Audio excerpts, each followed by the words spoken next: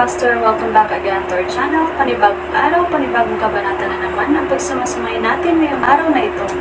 At kung bago ka sa ating channel, pag-click ang subscribe button and hit the notification bell para updated kayo sa ating mga susunod na videos. So mga Master, bago natin simulan ang ating kabanata ngayong araw na ito, huwag po sana natin skip yung ads mga Master, no, dahil malaking bagay na po yan sa ating munting channel. So simulan na natin kabanata ngayong araw na ito. Let's go! Kabanata 2771-2795. Kabanata 2771. Sa sandaling iyon, hindi mabilang na mga anino ang lumitaw sa mga puwang sa pagitan ng mga kidlat sa kalangitan. Ang lahat ng mga anino na ito ay may hawak na mahabang espada. Sa paghusga sa pamamagitan ng mga anyo ng mga anino, maaari silang makilala bilang mga katanji tanging pamamaraan ng espada. Iyan ba ang mga diskarte sa espada? Narito, ang bawat isa ay may iba't ibang anyo, na katumbas ng iba't ibang uri ng mga diskarte sa espada. Nagulat ang marami sa mga manunood. Sa sandaling iyon, nakaramdam si Yorick ng panganib. Nakatitig siya sa mga anino sa langit. Ang mga anino ay unti-unting nagsanib, at isang mahabang lilang espada ang bumungad sa kanya. Tulala si Yorick, pinagmamasdan ang mga anino. Gayunpaman, likas pa rin niyang itinaas ang Athoran Sword upang labanan ang pag-atake. Boom! Napatalon si Yorick. Sa sandaling iyon, ang mga anino sa kalangitan ay nagsanib upang bumuo ng isang pisikal na katawan. Sa sandaling lumitaw si James, isang nakasisilaw na sword energy ang lumabas mula sa Crep Myrtle Divine Sword. Ang purple na sword energy ay bumaril kay Yorick, na tinatangay pa rin ng puwersa. Hindi nakapag-react si Yorick sa oras at nataman siya ng sword energy. Tumagos ang sword energy sa kanyang katawan, at bumagsak siya mula sa langit, bang! Bumagsak siya sa lupa at hindi na nakabangon pa. Nabalot ng patay na katahimikan ang paligid. 10,000 ang nanunood sa malayo, at ang kanilang mga panga ay bamuka ng husto. Napatulala din ang mga taong magsasaka. Ang tagal bago mag-react ang mga manunood sa eksena. Anong klaseng sword technique yan? Nakakatakot na swordsmanship iyan. Si Yorick, na nagbagong anyo sa ikalawang yugto ng Athoran combat form, ay pinalipad, at ang enerhiya ng sword ni James ay tumusok sa kanyang katawan. Ito, phew! Nakakatakot iyan. Iyan ay ilang walang kapantay na swordsmanship. Marami na tayong nasaksihan ngayon. Hindi nakakagulat na ang mga matatanda ng aking angkan ay patuloy na nagsasabi na si James ay hindi isang taong dapat gugulin. Ginamit ni James ang una at ikalawang yugto ng swordsmanship ng Ancestral Swordmaster. Ang kanyang husay sa espada ay ikinagulat ng mga manunood. Lumutang si James sa langit at humawak sa Crep Myrtle Divine Sword. Tumingin siya sa mga guho sa ibaba niya at same time na bamulong, namatay ba siya? Alam niyang nakakatakot ang una at ikalawang yugto ng Ancestral Swordmaster, novel drama. Gayunpaman, si Yorick ay isang pambihirang magsasaka. Hindi sigurado si James kung sapat ba ang kanyang pag-atake para patayin si Yorick. Kung nakaligtas si Yorick sa pag-atake, mahihirapan siya kung magpapatuloy ang labanan. Patay na ba si Yorick? Lahat ng nilalang ay nag-aalala sa buhay ni Yorick. Bahagyang gumalaw ang mga guho sa mga guho, at isang kamay ang nagunat. Itinulak ng kamay ang rubble, at isang lalaking puno ng dugo ang lumabas sa guho. Napaupo siya ng mahina sa isang bato. Nagkalat ang kanyang buhok, at umaapaw ng dugo ang isang sugat sa kanyang dibdib. Ha ha ha ha! Humagalpak ng tawa si Yorick. Nakakakilabot at nakakatakot ang tawa niya. Sa sandaling iyon, isang malamig na pagpatay na layunin ang dumaan sa lugar. Habang kumalat ang pag-alit na aura, ilang bato ang hindi nakayanan ang magnetic field at lumutang sa hangin. Hindi siya patay. Nakakatakot ang galing ni Yorick sa pakikipaglaban. Ang video na ito ay edited by Urban Storytelling. Kabanata 2772. Galit na galit si Yorick. Siya ay isang kababalaghan at ipinanganak na may gintong kutsara. Bukod pa rito, siya ay inapo ng isang Grand Emperor at ipinanganak na may sage energy. Hindi pa siya nasaktan sa buong buhay niya. Gayunpaman, nagawa ni James na saktan siya. Bumaba ang tingin niya sa dagwang sugat sa kanyang dibdib. Si Yorick ay kumukulo sa galit, at isang malakas na hangarin na pumatay ang bomb alot sa hangin. Unti-unti siyang tumayo at sumabog sa ere, novel drama. Itinaas ni Yorick ang kanyang kamay, at isang pagsabog ng mahiwagang enerhiya ang lumitaw sa kanyang palad. Lumutang ang puwersa patungo sa kanyang dibdib at pinagaling ang dagwang sugat sa kanyang dibdib sa bilis na nakikita ng mata. Kasabay nito ang pagtaas ng enerhiyang nagmumula sa kanyang katawan. Ang mapusyaw na asol na baluti sa kanyang katawan ay muling nag-transform sa isang puting kulay. Mas maraming ugat ang tumubo sa mga naaninag na pakpak sa kanyang likod. Isang sungay din ang tumubo sa kanyang ulo, na nagmumula sa malaking kapangyarihan. Nag-transform na naman ba siya? Mukhang mas malakas ang kanyang enerhiya. Tiyak na nag-transform siya sa susunod na yugto. Sok. Ginagamit na niya ngayon ang ikatlong yugto ng Athuran combat form. Nakakakilabot. Hindi ko inaasahan na magiging malakas si James para pilitin si Yorick na gumawa ng pangatlong pagbabago. Pinagmamasdan ng mga kahanga-hanga ang eksena sa malayo, at lahat sila ay namangha. Ang enerhiya ni Yorick ay hindi kapani-pani walang makapangyarihan, at ang kanyang lakas ay tumaas pagkatapos ng ikatlong pagbabago. Bilang resulta, ang Athuran sword ay naging mas malakas at kumikinang ng maliwanag. Patay ka na talaga, James. Walang makapagliligtas sa iyo ngayon. Umalangaw-ngaw ang boses ni Yorick sa buong kalangitan. Huff, huminga ng malalim si James. Ginamit niya ang Yogacara Sword Energy para pasiglahin ang Crep Myrtle Divine Sword para palabasan ang kapangyarihan nito at madaig at sugpuin si Yorick. Gayunpaman, pagkatapos ng ikatlong pagbabago, tumaas ang lakas ni Yorick, at nabawi niya ang kapangyarihan. Nagamit na ni James ang lahat ng kanyang trump card na maaaring magpapataas ng kanyang lakas. Hindi pa rin siya mapatay niti pagkatapos gamitin ang Yogacara Sword Energy. Bahagya lang siyang nasugatan. Pinagalitan ko lang siya na gumawa ng pangatlong pagbabago. Kumunat ang noo ni James. Tumango si Yorick, kunin mo ito. Pagkatapos sumigaw, pinutol ni Yorick ang kanyang espada, at isang malakas na sword energy ang lumabas. Mabilis na sinugod ni James si Yorick gamit ang kanyang espada. Walang nakakakita ng malinaw sa mga galaw ni James. Nakita lamang nila siyang tumakas gamit ang kanyang espada, at pagkatapos ay nagkalat ang kanyang mga anino sa buong kalangitan.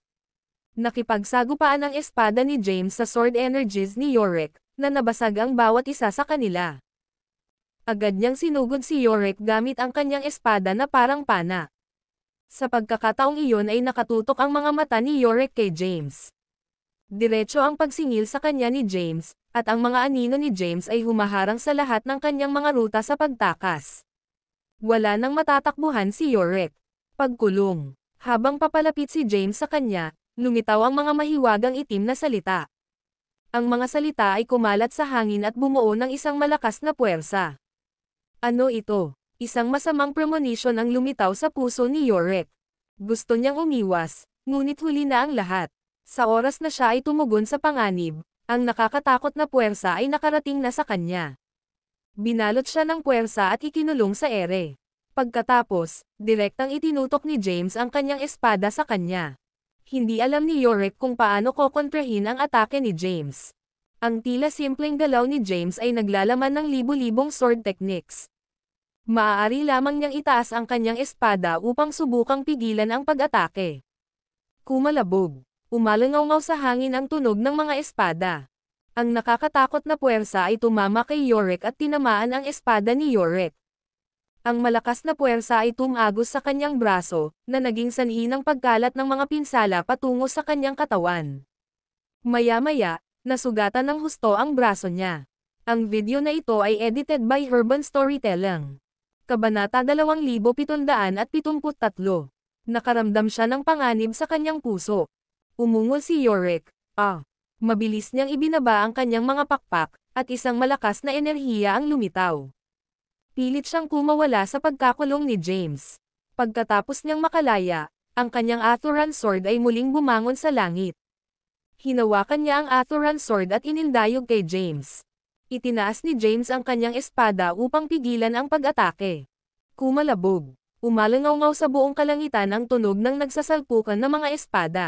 Naramdaman ni James ang isang malakas na puwersa na nagmumula sa Crep Myrtle Divine Sword.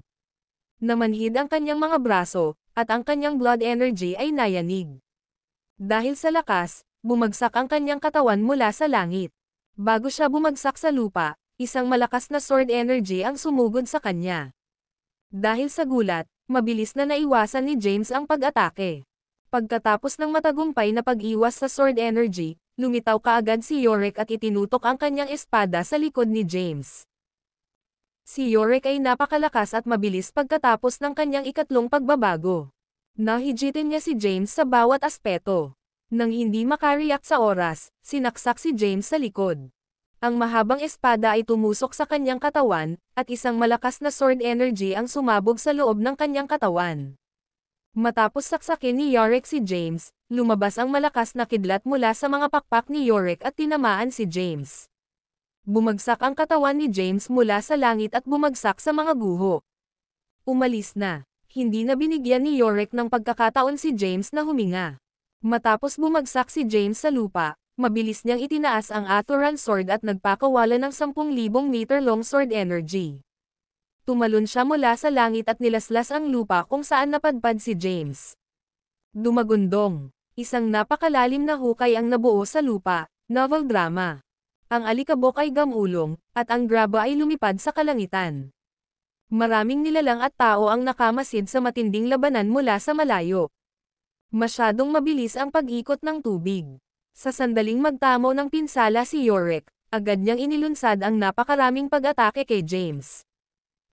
Ang lakas ni Yorick ay nadagdagan sa napakalakas na antas pagkatapos ng kanyang ikatlong pagbabago, at hindi niya iniwan si James ng pagkakataong lumaban.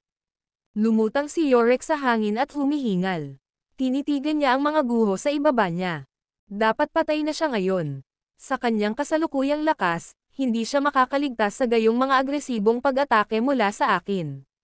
Nanatiling seryoso ang mukha ni Yorick. Hindi siya sigurado kung patay na ba talaga si James. Si James ay isang freak at hindi sumunod sa mga normal na patakaran. Patay na ba si James? Masyadong mabilis na umikot ang labanan. Nakita ko ang mga katulad na itim na salita noon. Hindi ba iyon ang curse magic mula sa Demon Realm? Ay dapat na ang curse magic. Si Yorick ay pinigil ng puwersa sa kalangitan. Mabuti na lang at malakas si Yorick para makawala rito. Kung hindi, maaaring iba ang natapos ng labanan. Kung hindi na master ni Yorick ang Aturan Combust Form hanggang sa 3rd stage, natalo siya kay James. Ang labanan ay nagkaroon ng malaking pagliko, at si James ay natalo. Pero, patay na ba talaga siya? Ang lahat ng mga manunood ay binigyang pansin ang larangan ng digmaan at ang mga guho kung saan bumagsak si James. Gayunpaman, hindi na muling bumangon si James kahit makalipas ang 10 minuto. Napalitan ng ngiti ang mataimtim na ekspresyon ni Yorick. Tinanalo. Patay na si James. Umalangaw-ngaw ang boses ni Yorick. Swoosh! Biglang, isang itim na liwanag ang sumulpot mula sa mga guho at bumaril sa kalangitan. Ano yun? Lahat ng manonood ay nakatingin sa itim na liwanag na lumitaw sa kalangitan. Ang video na ito ay edited by Urban Storytelling. Kabanata 2774. Akala ng lahat ay patay na si James. Gayunpaman, biglang sumikat ang itim na liwanag mula sa mga guho sa kalangitan. Nakatitig sa liwanag ang mga nanonood. Isang tao ang lumutang sa hangin. Magulo ang kanyang buhok, at puno siya ng mga sugat. Si James ay mukhang hindi kapani-pani walang kaawa-awa habang nakatayo siya sa itim na lotus na may 9 na talulot. Isang malakas na enerhiya ang lumabas mula sa itim na lotus. Nang makita ang itim na lotus, lumakad ng ilang hakbang si Lucifer, at mukhang nagulat siya. Agad niyang napansin ang natal demonic lotus ng kanyang ama. Ano iyon? Ang lotus ay may napakasamang enerhiya. Napakasamang enerhiya iyon. Maraming prodigy ang nagulat sa demonic lotus. Ang itim na enerhiya ay nagmula sa lotus. Ang enerhiya ay tumagos sa paligid, at ang mga halaman na nakadikit dito ay agad na natuyo. Hindi siya patay. Hindi makapaniwalang tinitigan ni Yorick si James. Alam niya kung gaano kalakas ang mga pag-atake niya kay James, pero nakaligtas pa rin si James. Muli, nagpakita si James ng matinding katatagan. Anong mahirap na kalaban? Muling nagdilim ang mukha ni Yorick. Tumayo si James sa demonic lotus. Siya ay natatakpan ng mga sugat at mukhang nasa isang kakilakilabot na kalagayan. Gayunpaman, nagsimulang gumaling ang mga sugat ng kanyang katawan sa bilis na nakikita ng mata. Hindi nagtagal, siya ay ganap na gumaling. Iniunat niya ang kanyang katawan at tinatamad na sinabi, tapos na ang warm-up, Yorick. Lalabanan kita ngayon. Hanga ako na itinulak mo ako hanggang dito. Umalangaw-ngaw ang boses ni James. Namula ang mukha ni Yorick sa sinabi ni James. Magpainit. With a grim expression, Yorick said, ang yabang mo talaga James. Sige at ipakita mo sa akin kung ano pa ang mayroon ka. Nagalit si Yorick sa pagmamayabang ni James. Desidido siyang patayin si James sa lalong madaling panahon. Itinaas niya ang Athoran sword at sumalakay. Gayunpaman, ang Demonic Lotus ay naglabas ng hindi mabilang na mga hibla ng itim na enerhiya. Nagtipon sila at bumuo ng matatalas na talam, na sumugod kay Yorick. Bago ang labanan laban kay Yorick, nakasalubong ni James si Maxine sa daan. Dinala siya ni Maxine para makita si Kylam, ang pinuno ng Azurin clan mula sa Demon Realm. Itinuro sa kanya ni Kylam ang 10,000 Demon Art. Ang 10,000 Demon Art ay isang komplikadong supernatural power. Naiintindihan lamang ni James ang mga pangunahing kaalaman nito, ngunit sapat na para sa kanya na gamitin ang kapangyarihan ng Demonic Lotus. Ang Demonic Lotus ay napakasama, at gustong iwasan ni James ang paggamit nito. Gayunpaman, wala siyang ibang pagpipilian. May shot lang siya sa pagkatalo kay Yorick kung ginamit niya ang Demonic Lotus. Nakaharap sa 10,000 mga talam, patuloy na binasag ni Yorick ang mga ito ng paisa-isa. Matapos mabasag ang mga blades, nagkalat sila sa itim na enerhiya at nawala. Nakatayo si James sa Demonic Lotus habang hindi mabilang na mga hibla ng itim na enerhiya ang lumabas mula rito. Ang itim na enerhiya ay napakakaiba. Bagamat may nakakatakot na lakas si Yorick habang nasa third stage ng kanyang Athoran combat form, wala siyang magawa laban sa itim na enerhiya. Ang itim na enerhiya ay dumaan patungo kay Yorick at binalot siya. Sa sandaling iyon, nakaramdam si Yorick ng kakaibang puwersa mula sa itim na enerhiya. Ang sigla sa kanyang katawan ay hinihigop, at siya ay mabilis na tumatanda. Sa isang iglap lang, napunta siya mula sa isang binata tungo sa isang matanda na maputi at maputi ang buhok. Kasabay nito, ang kanyang enerhiya ay patuloy na humihina. Ano ito? Natigilan si Yorick. Sa sandaling iyon, natakot siya. Anong klaseng supernatural power ito? Lalong lumakas ang takot sa kanyang puso nang maramdaman niyang papalapit na ang kanyang kamatayan. Tapos na ang laban na ito. Umalangaw-ngaw ang boses ni James. Ang video na ito ay edited by Herban Storytelling. Kabanata 2775. Pagkatapos magsalita ni James, itinaas niya ang Crep Myrtle Divine Sword at naglunsad ng panibagong pag-atake. Agad siyang sumulpot sa harapan ni Yorick. Sa sandaling iyon, nagsimulang kumulo ang dugo ni Yorick, at umusbong ang mapanghikayat na enerhiya mula sa kanyang dugo. Isinaaktibo ni Yorick ang kapangyarihan sa loob ng kanyang dugo. Ginaiseng niya ang kapangyarihan mula sa kanyang Athoran bloodline.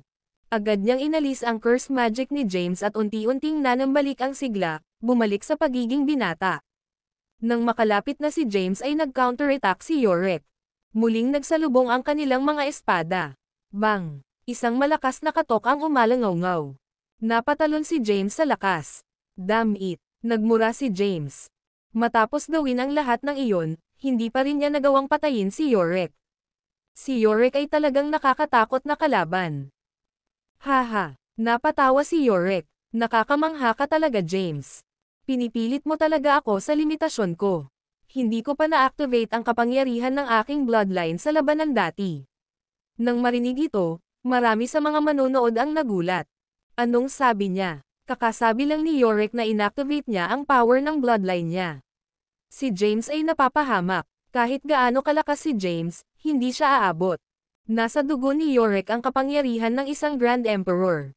Malungkot ang ekspresyon ni James. Muling lumakas si Yorick matapos ay activate ang kapangyarihan sa loob ng kanyang dugo. Agad niyang sinugod muli si James.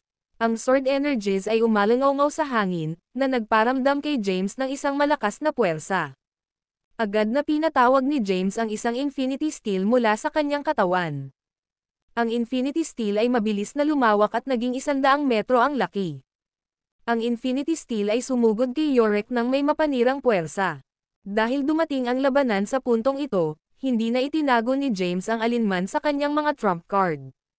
Handa siyang gamitin ang lahat para talunin si Yorick. Nilaslas ni Yorick ang Infinity Steel gamit ang kanyang espada. Ang Infinity Steel ay bumangga sa Athoran Sword ngunit sabog at bumagsak sa isang malayong bundok. Agad na nawasak ang bundok, at isang malakas na pagsabog ang naganap, na nagdulot ng pagtaas ng dumi sa kalangitan. Bagamat naitaboy ni Yorick ang Infinity Steel, hindi siya nataman, at ang kanyang braso ay naging manhid dahil sa impact. Galit na nagmura si Yorick, "Damn it! Ang mga kababalaghan sa di kalayuan ay matamang nakamasid. Ito ba ang Infinity Steel? Iyon ba ang makapangyarihang kayamanan na umiral mula pa noong simula ng universo?" Sunod-sunod na ipinatawag ni James ang Infinity Stellace sa ilalim ng maraming gulat na mga tingin. Agad, pinalibutan ng lahat ng 108 Infinity Stellace si James at umikot sa kanya. Sunod-sunod na lumabas ang Infinity Stellace. Bagamat nasa pinakamalakas na kalagayan si Yorick, napilitan siyang umatras. Kaya niyang paalisan ang Infinity Stellace, ngunit nabigla pa rin siya sa kanilang walang katapusang pag-atake. Sok. Isang matinding labanan. Ang labanan ay nagiging sobrang kapanapanabik. Ginagamit ni James ang lahat ng kanyang kayamanan at trump card. Iniisip ko kung may ibang paraan upang labanan ang young master ng mga Athoran na si Yorick. Dapat marami siyang kayamanan, di ba? Nagsimulang talakayin ang maraming kababalaghan. Samantala, patuloy na binomba ng Infinity Stellace si Yorick sa larangan ng digmaan. Si Yorick ay nasa depensa at patuloy na itinataboy ang Infinity Stellace. Alam niyang nasa disadvantageous na posisyon siya at hindi niya kayang magpatuloy sa ganito. Kinailangan niyang humanap ng pagkakataon na patayin si James sa malapitang labanan. Kung hindi, siya ay pagod sa kamatayan kung ito ay magpapatuloy. Ang video na ito ay edited by Herban Storytelling. Kabanata 2776. Unti-unting kumalma si Yorick. Huminto siya sa pagkontra sa Infinity Stellace ngunit pinili niyang umiwas.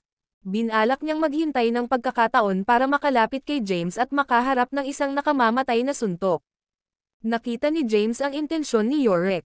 Agad niyang naalala ang Infinity Stellace at pinaikot ang mga ito sa kanya. Tumayo siya sa gitna, at ang Infinity Stellace ay bumuo ng isang mahiwagang pormasayon. Sinubukan ni Yorick na maghanap ng bukas ngunit hindi ito nagtagumpay. Patuloy siyang naglulunsad ng mga pag-atake kay James, ngunit hinarang ng Infinity Stellace ang lahat ng kanyang suntok. Wala siyang magawa, ang labanan ay nasa isang pagkapatas ng ilang sandali. Kailangan ko ba talagang gamitin iyon? Patuloy na tinangka ni Yorick na basagin ang mga depensa ni James ngunit hindi siya nakahanap ng pagkakataong makalapit. Kahit na ang kanyang mga pag-atake ay malakas, si James ay protektado ng Infinity Stellace. Mayroon pa siyang isa pang ultimate trump card ngunit nag-atubiling gamitin ito dahil gusto niyang iligtas ito para ipaglaban ang ikatlong Providence. At saka, baka hindi niya matatalo si James kahit na ginamit niya ito. Tumalon si Yorick ng libu-libong metro sa kalangitan, novel drama. Itinaas niya ang asol na Athoran Sword, at isang 100 meter long sword light ang lumitaw at sinugod si James. Ang Infinity Steel ay umikot at naglabas ng malakas na enerhiya para harangan ang sword light. Si Yorick ay naglunsad ng tuloy-tuloy na pag-atake kay James na parang baliw. Paulit-ulit niyang pinakawalan ang sword energies para hampasin ang Infinity Steel. Kahit na si James ay may Infinity Stellace na nagpoprotekta sa kanya mula sa mga pag-atake, ang napakalaking puwersa ay tumagas sa gitna. Bumagsak ang blood energy ni James mula sa pagkabigla, at patuloy siyang nagtamo ng mga pinsala. Galit na nagmura si James, "Damn it." Pakiramdam niya ay kailangan niyang baguhin ang kanyang taktika.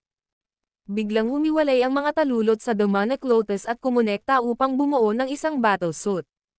Ang battlesuit ay agad na nakakabit sa katawan ni James.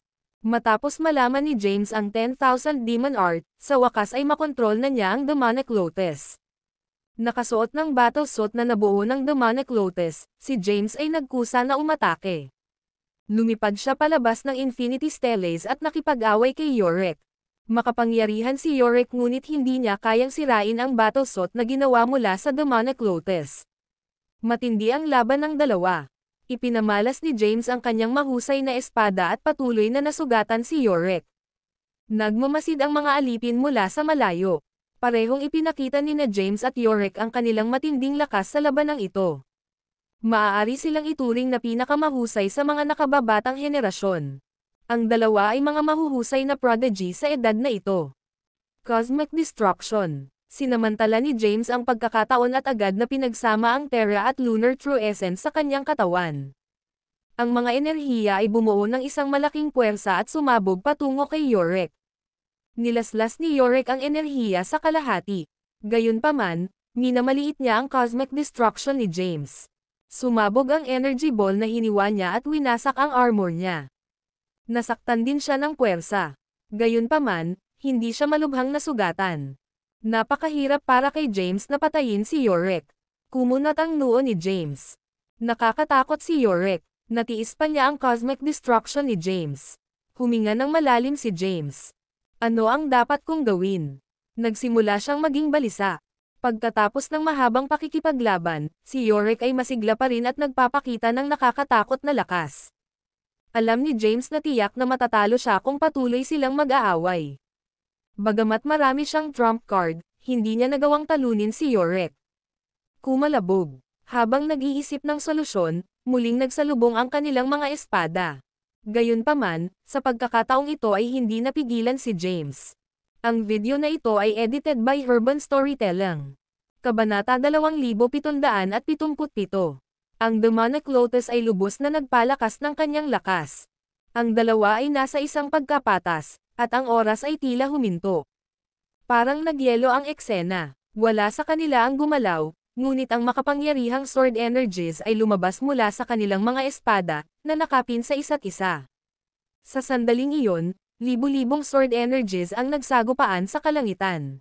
Buong lakas na lumaban si James at nag-isip ng paraan para manalo. Para matalo si Yorick, kailangan niyang gamitin ang ikatlo at ikaapat na yugto ng swordsmanship ng Ancestral Swordmaster. Gayunpaman, hindi pa rin sila lubos na naiintindihan ni James. Wala akong ibang pagpipilian. Huminga ng malalim si James. Inactivate niya ang Elemental Inversion, at pinasok ng Elemental Sage Energy ang kanyang espada. Sa sandaling iyon, nagbago ang enerhiya ng kanyang espada. Ang Elemental Sage Energy ay sumanib sa Sword Intent at Dom Alloy sa Crep Myrtle Divine Sword. Ang lakas ay tumama sa katawan ni Yorick, at dumura siya ng isang subo ng dugo. Ang una at ikalawang yugto ng 5 dakilang kaharian ng espada ay malapit na magkaugnay. Samantala, ang ikatlo at ikaapat na yugto ng 5 dakilang kaharian ng espada ay pinagsama-sama rin. Sinusubukan pa rin ni James na unawain ang ikatlo at ikaapat na yugto ng 5 dakilang kaharian ng espada. Sa makatuwid, hindi pa rin niya nakontrol ang kanyang espada ayon sa kanyang kalooban. Maaari lamang niyang ilabas ang Sword Intent gamit ang sarili niyang lakas. Sa sandaling iyon, naramdaman ni Yorick ang nakakatakot na Sword Intent ni James. Sa kabila noon, nataman pa rin siya at nasugatan ng Sword Intent. Sinamantala ni James ang pagkakataon na maglunsad ng panibagong pag-atake. Napuno muli ng mga anino ni James ang langit. Ito na naman. Nagulat si Yorick. Naranasan na niya ang kakilakilabot nitong galaw, novel drama. Hindi siya nang ahas na kumilos ng padalos-dalos at mabilis na umatras para makaiwas sa atake. Gayunpaman, ang pag-atake ni James ay hindi kapani-pani walang mabilis. Nagsanib ang hindi mabilang na mga anino. Kasabay nito, inactivate ni James ang Sage Energy sa kanyang katawan at ginawa itong Sword Intent. Muling bumuti ang kanyang lakas matapos isama ang Sword Intent sa kanyang sword moves. Hindi nakaiwas si Yorick sa mga pag-atake ni James at wala siyang ibang pagpipilian kundi sawayin ang mga ito. Muling nagsalpukan ang kanilang mga espada. Boom! Isa pang pagsabog ang nangyari sa kalangitan. Agad na winasak ng nakakatakot na puwersa ang baluti ni Yorick, at nagkaroon ng mga hiwa sa kanyang katawan. Nabigla si Yorick. Bumagsak siya mula sa langit at bumagsak sa lupa. Boom! Matapos mahulog sa mga guho, hindi na siya nakabangon. Kalmadong hinawakan ni James ang Crep Myrtle Divine Sword, at ang 108 Infinity Steles ay lumutang sa paligid niya. Bumulong siya, Hindi ko inaasahan na ang lakas ng aking espada ay bumuti ng husto pagkatapos gamitin ang sword move, sword shadow, at sword intent ng magkasama. Sa sandaling iyon, optimistiko si James sa kanyang tagumpay. Gaano man kalakas si Yorick, tiwala si James na mananalo siya sa kanyang walang katulad na espada. Hindi kaagad na sinundan ni James ang isa pang nakamamatay na pag-atake. Inalis niya ang Infinity Stellace at nagposade sa kalangitan, tinitingnan ang mga guho sa ibaba. Sa di kalayuan, hingal na hingal ang mga nanonood. Nakakatakot si James. Anong klaseng sword technique ang ginagamit niya? Paano siya patuloy na lumalakas? Marami sa kanila ang namangha sa pagiging eskrimador ni James. Nagulat din si Waldonis matapos mapanood ang matinding labanan. Bulalas niya, bumubuti na ang swordsman ni James. At ngayon lang niya naintindihan ang mga pangunahing kaalaman. Iniisip ko kung gaano siya kalakas kapag naging master na siyang eskrimador. Ang ideya nito ay hindi maarap. Tiwala si Waldonis na babangon si James sa Apocalypse Age na ito at magiging isang walang katulad na powerhouse. Siya ay may potensyal na maging isa sa pinakamalakas na magsasaka sa universo. Ang video na ito ay edited by Urban Storytelling. Kabanata 2778. Ito ang unang pagkakataon na sinubukan ni James na isama ang una, pangalawa, pangatlo, at ikaapat na yugto ng 5 dakilang kaharian ng espada. Maaari siyang magpakawala ng malakas na pagsabog at dagdagan ang kanyang pag-unawa sa espada. Natalo si Yorick sa laban. Siya ay nasugatan sa buong katawan, at ang kanyang katawan ay bumulusok mula sa langit. Bumagsak siya sa mga guho sa lupa at hindi na nakabangon pa.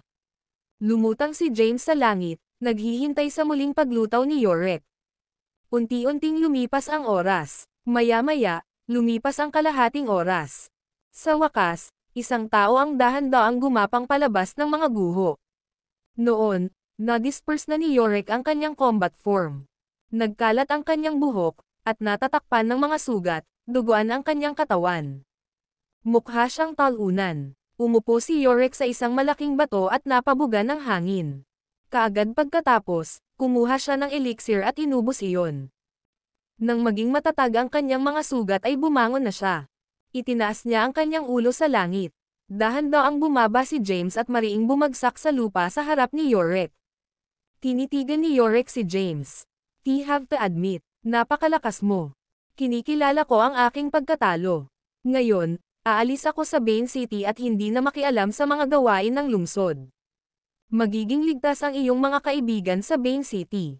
Nahihirapang magsalita si Yorick. Nangangahulugan ang kanyang mga salita na tinatanggap niya ang pagkatalo. Bagamat may isa pa siyang trumpeta, naubos na niya ang kanyang lakas. Kung patuloy siyang lalaban, hindi siya magkakaroon ng pagkakataon laban kay James.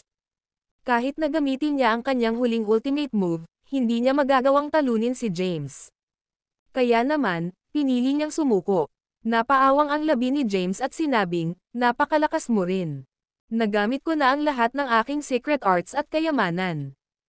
Gayunpaman, bahagya akong nanalo sa laban na ito. I'm looking forward to fight you again." Pagkatapos magsalita, inalis din ni James ang Sacrilegious Ascension, ang kapangyarihan ng Dragon Bone, at Elemental Inversion. Agad na hamina ang kanyang enerhiya.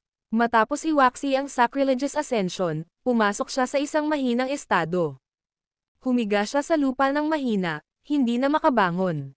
Sinimulang gamutin ni Yorick ang sarili niyang mga sugat, samantalang gumaling din si James. Sa sandaling iyon, maraming tao ang sumugod kay James. Karamihan sa kanila ay mga taong kilala ni James. Bukod sa kanila, dumating din ang ilan pang mga kababalaghan mula sa 3,000 mundo. Nasaksihan ng lahat kung paano naging makapangyarihan ang mahinang si James, novel drama. Noong nakaraan, inakala ng mga outsiders na ito na ang mga tao ng Earth ay mahina at inapon ng mga makasalanan na hindi karapat-dapat sa paggalang. Gayunpaman, umaasa na sila ngayon sa isang tao mula sa Earth. "Okay ka lang ba, James?" Sumugod si Thea sa harapan ni James at sinubukang tulungan itong makatayo. "Ayos lang. I need to rest for a while." Mahinang itinaas ni James ang kamay at kumaway sa kanya. Nabasag ang kanyang gulugod, at gumagamit siya ng demonic energy para ayusin ito, na magtatagal. Tumabi sa kanya si Thea. Maxine. Sa pagkakataong iyon ay lumapit sina Cynthia at Tiara kay Maxine. Nag-aalalang tumingin si Tiara kay Maxine at sinabing, "Nasaan ka ba nitong mga taon, Maxine? Bakit hindi mo kami kinontak? Alam mo ba kung gaano ako nag-alala sa mga nakaraang taon?" Ang video na ito ay edited by Urban Storytelling. Kabanata 2779. Inabot ni Maxine ang ulo ni Tiara at nakangiting sumagot, "Napakahabang kwento. Sasabihin ko sa iyo ang lahat tungkol dito mamaya." "Okay." Tumanggaw si Tiara. Sa sandaling iyon, lumakad ang ilang kababalaghan mula sa universo. Si Lucifer ang unang sumugod kay James. Tumayo siya sa gilid at tumingin kay James na nakahiga sa lupa habang naghihilom ng mga sugat. Bahagyang ngumiti si Lucifer at sinabing, "Ilang taon na ang nakalipas mula nang huli kitang makita, James. Lalong lumakas ka mula noon.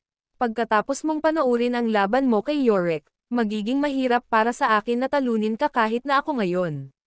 Naisip ni Lucifer na sa wakas ay mayroon na siyang lakas upang talunin si James matapos ang pagsusumikap sa lahat ng mga taon na ito.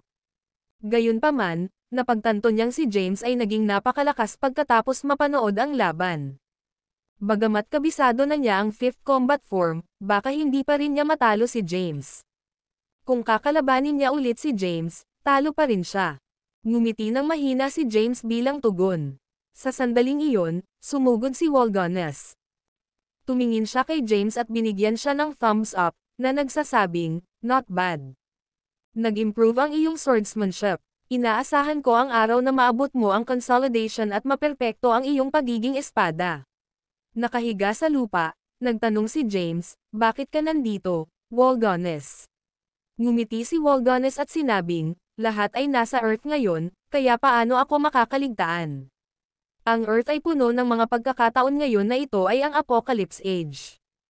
Maraming mga buwan ang lilito sa Earth, kaya syempre, naparito ako upang subukan ang aking kapalaran na makuha ang mga ito." "Totoo." Bahagyang tumanggo si James.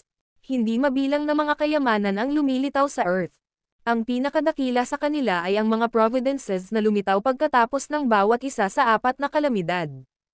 Ang susunod na malapit ng lumitaw ay ang Providence pagkatapos ng 3 kalamidad. Ang pangarap ng bawat nilalang ay tumalon palabas sa 3 dimensyon, bitawan ang 5 elemento, at makamit ang katawan ng emperador. Ang pagtatamo ng patnubay pagkatapos ng mga kalamidad na ito ay magtitiyak na ang paglilinang ng isang tao ay magiging maayos na paglalayag sa hinaharap. Kung ang taong nakakuha ng Providence ay may sapat na oras upang linangin, sila ay magiging isang Grand Emperor." Humiga si James sa lupa, pinagaling ang kanyang mga sugat. Umabot ng halos kalahating oras bago siya tuluyang gumaling. Tumayo si James mula sa lupa at sinilip ang mga tao sa paligid. Napatingin siya kay Yorick na ginagamot pa rin ang mga sugat niya. Pagkatapos, tiningnan niya ang mga tao at ang mga kababalaghan ng universo. Binitiwan ni James ang kanyang mga labi at sinabing, "Alam kong naparito kayong lahat sa mundo upang sakupin ang mga magagandang kapalaran. Hindi ako makikialam sa sinumang nagsisikap na makuha ang mga providences o kayamanan sa Earth. Gayunpaman, dahil nasa Earth ka, kailangan mong sundin ng mga tagalabas ang mga patakaran sa Earth. I-announce mo na ang rules ngayon." Maraming nilalang ang tumingin kay James. Dahil makapangyarihan si James at natalo niya si Yorick, inamin nila na may karapatan siyang humingi ng ilang kahilingan. Nang makitang walang pagtutol, inihayag ni James, una, ang Mount Bane ay pag-aari ng mga tao ng Earth. Ang mga tagalabas ay hindi pinapayagang sakupin ito para sa mga makasariling dahilan, at hindi ka rin pinapayagang pagbawalan ang mga tao na pumasok. Pangalawa, bawal kang saktan ang mga tao ng Earth. Pangatlo, pabayaan ang mga ordinaryong tao sa Earth. Tiningnan ni James ang mga kahangahangang lahi mula sa iba't ibang lahi sa universo at sinabing, "Mayroon lang akong 3 kahilingan. Maliban doon, hindi ako makikialam sa iyong mga aktibidad, at malaya kang gawin ang gusto mo sa Earth." Haha. Dahil nasa Earth tayo, syempre, kailangan nating sundin ang mga patakaran dito. Isang kahangahangang gustong kaibiganin si James ay agad na nagpahayag ng kanyang pagsang-ayon. "Pumayag ka." Isang metro fine sa 3 panuntunang ito. Matapos ipahayag ng isang tao ang kanyang pagsang-ayon, sumunod naman ang iba. Hindi nagtagal, hindi mabilang na mga dayuhan ang pumayag sa kahilingan ni James. Nang marinig ito, tuwang-tuwa ang mga tao sa Earth. Nabawi ni James ang kanilang mga karapatan dahil sa kanyang labis na lakas. Kung hindi malakas si James, hindi magiging kaaya-aya ang mga banyagang lahing ito. Nakahinga ng maluwag si James at nadama niyang maswerte siya na hindi siya lumaban ng walang kabuluhan. Ginamit niya ang kanyang lakas upang ipagtanggol ang dignidad ng mga tao sa Earth. Ang video na ito ay edited by Urban Storytelling. Kabanata 2780. Hindi naging madali para kay James na manalo sa laban. Gayunpaman, ang mga resulta ay kasiya siya. Matapos itakda ang record ng diretso sa mga dayuhan, nagtungo si James sa Bane City at natagpuan sina Henry, Tyrese, at ang iba pa. Lahat sila ay maayos. Matapos malutas ang isang serye ng mga bagay, dinala ni James ang lahat pabalik sa Wormstead. Tungkol naman sa mga tao ng 3,000 mundo, hindi sila gaanong pinansin ni James. Nanalo na siya ng pagkakataon para makapasok sila sa Mount Bane. Hanggat pinapayagan silang makapasok sa Mount Bane, magagamit nila ang masaganang espiritual na enerhiya doon upang sugpuin ang sumpa sa kanilang mga katawan. Mas nag-aalala na ngayon si James tungkol sa mga ordinaryong tao at mga magsasaka na may medyo mababang ranggo ng paglilinang. Umupo si James sa pinakamataas na upuan ng konseho sa pangunahing bulwagan ng Wormstead. May hawak na ulat si Quincy at sinabing, "Nakuha ko na ang pinakabagong balita, James. Ang sumpa ay nahawa na sa buong sangkatauhan. Halos 3 milyong tao ang namamatay sa sumpa araw-araw." Pagkatapos ng mga nakaraang calamities, ang populasyon ng tao sa Earth ay bumaba ng malaki. Kung patuloy na ganito ang takbo ng mga nasawi, hindi marami sa mga tao sa Earth ang makaliligtas. Nang marinig ito, nag-aalalang nagtanong si James, "Sabi mo 3 milyong tao ang namamatay araw-araw?" Tumanggo si Quincy at sinabing, "Oo. Ito ay mga paunang istatistika lamang. Ang aktwal na bilang ng mga nasawi sa buong mundo ay dapat na mas malaki kaysa rito." Sa isang tabi, tinanong ni Thea, "Darling, wala na ba talaga tayong magagawa sa mga sumpa? Anong magagawa natin?" Nag-isip sandali si James at sinabing, "May paraan talaga para maalis ang sumpa. Kaya kung ay absorb ang mga sumpa, ngunit hindi kakayanin ng aking katawan ang napakaraming sumpa dahil napakalimitado ng aking kasalukuyang kapasidad. At saka, nakita ko na ang custodian tungkol dito. Sinabi niya na ang mga nakatatanda ng sangkatauhan ay nagsasaliksik na sa sumpa, novel drama. Sinusubukan nilang bumuo ng isang elixir na maaaring sugpuin ang sumpa. Dapat ay handa na ito sa lalong madaling panahon. Pagkatapos nilang magtagumpay, ang mga tao ay maaaring ubusin ang mga elixir at sugpuin ang mga sumpa. Kahit na ang elixir ay hindi ganap na maalis ang sumpa, ito ay dapat na sapat upang sugpuin ito at tulungan ang mga tao na mabuhay. Tanong ni Thea, "Kung ganoon, maghihintay na lang ba tayo?" Tumanggo si James, "Ma'am, wala na tayong magagawa ngayon. Maghintay lang tayo ng resulta. Ang makalangit na landas ay nakatakda sa pagpuksa sa sangkatauhan. Kung kahit ang mga Grand Emperors ay walang magawa tungkol dito, ano ang magagawa ko? Kung ay isang Grand Emperor, marahil ay magkakaroon ako ng lakas na makuha ang lahat ng sumpa ng tao. Gayunpaman, ang aking kasalukuyang ranggo ng pagtatanim ay napakababa. Nagtipon ang mga nakatataas na awtoridad ng Wormstead at ilan sa mga powerhouse ng Earth upang talakayin ang sumpa. Gayunpaman, si James ay lubos na walang magawa laban sa sumpa. Ang pinakamahalagang bagay sa kamay ay upang payapain at pakalmayan ang mga tao upang maiwasan ang Earth na mahulog sa kaguluhan. Matapos malaman ng mga tao ang sumpa, ang ilang mga manggugulo ay nagsimulang magdulot ng gulo, na alam nilang hindi na sila magtatagal. Kaya, sumiklab ang kaguluhan sa buong mundo. Nagpadala si James ng ilang tao upang tumulong na sugpuin ang sumpa at kaguluhan sa buong mundo. Pagkatapos ng maikling talakayan, naghiwa-hiwalay ang mga tao. Iilan lang sa kanila ang naiwan. Nagkita sina Thea at James sa likod bahay ng Imperial Palace ng Wormstead. Tinanong ni Thea si James tungkol sa lahat ng naranasan niya sa mga nakaraang taon. Totoong ikinwento ni James ang lahat mula sa pag-alis sa Earth hanggang sa Demon Realm at kung paano siya napunta sa Galileo. "Ikaw ba talaga?" Isang galit na boses ang umalangaw sa malapit. Nang marinig ang tunog, lumingon si James at nakita si Brielle na naglalakad. Pinuntahan niya si Thea ngunit narinig niya si James mula sa malayo. Nalaman ni Brielle ang pakana ni James na nakawin ang puno ng body at kung paano nangyari ang lahat. James, galit na tumingin si Brielle kay James. Maganda ang pakikitungo sa iyo ng aking angkan, ngunit ginamit mo ang pag-aasawa bilang pagtatakip para nakawin ang kayamanan ng aming angkan. Paano mo? Nahihiya siyang tinignan ni James. Ang video na ito ay edited by Urban Storytelling. Kabanata 2781. Hindi inaasahan ni James na lilito out of the blue si Brielle. Tumingin si Thea kay James at ngumiti ng pilyo. Pagkatapos, sabi niya, may iba pa akong dapat gawin. Mag-leave muna ako. Pagkatapos niyang magsalita ay tumayo siya at umalis. Thea. Tumayo si James at gusto siyang habulin pero pinigilan siya ni Brielle. Hinatak ni Brielle ang braso ni James at malamig na nagtanong, nasaan ang puno ng body? Hayaan mo akong magpaliwanag, Brielle. Problemadong tinignan ni James si Brielle. Binitawan ni Brielle si James, nag-cross hands, at malamig na tinitigan si James. Mataimtim na sinabi ni James, alam mo na ang sitwasyon sa Earth at ang mga pagsubok na pinagdadaanan ng mga tao ngayon. Hindi ko ninakaw ang puno ng body para sa sarili ko kundi para sa kapakanan ng sangkatauhan. Gusto kong tulungan ang mga tao na bumangon ng mabilis. Kaya ang puno ng body ay mahalaga para sa kaligtasan ng aking angkan sa Demon Realm.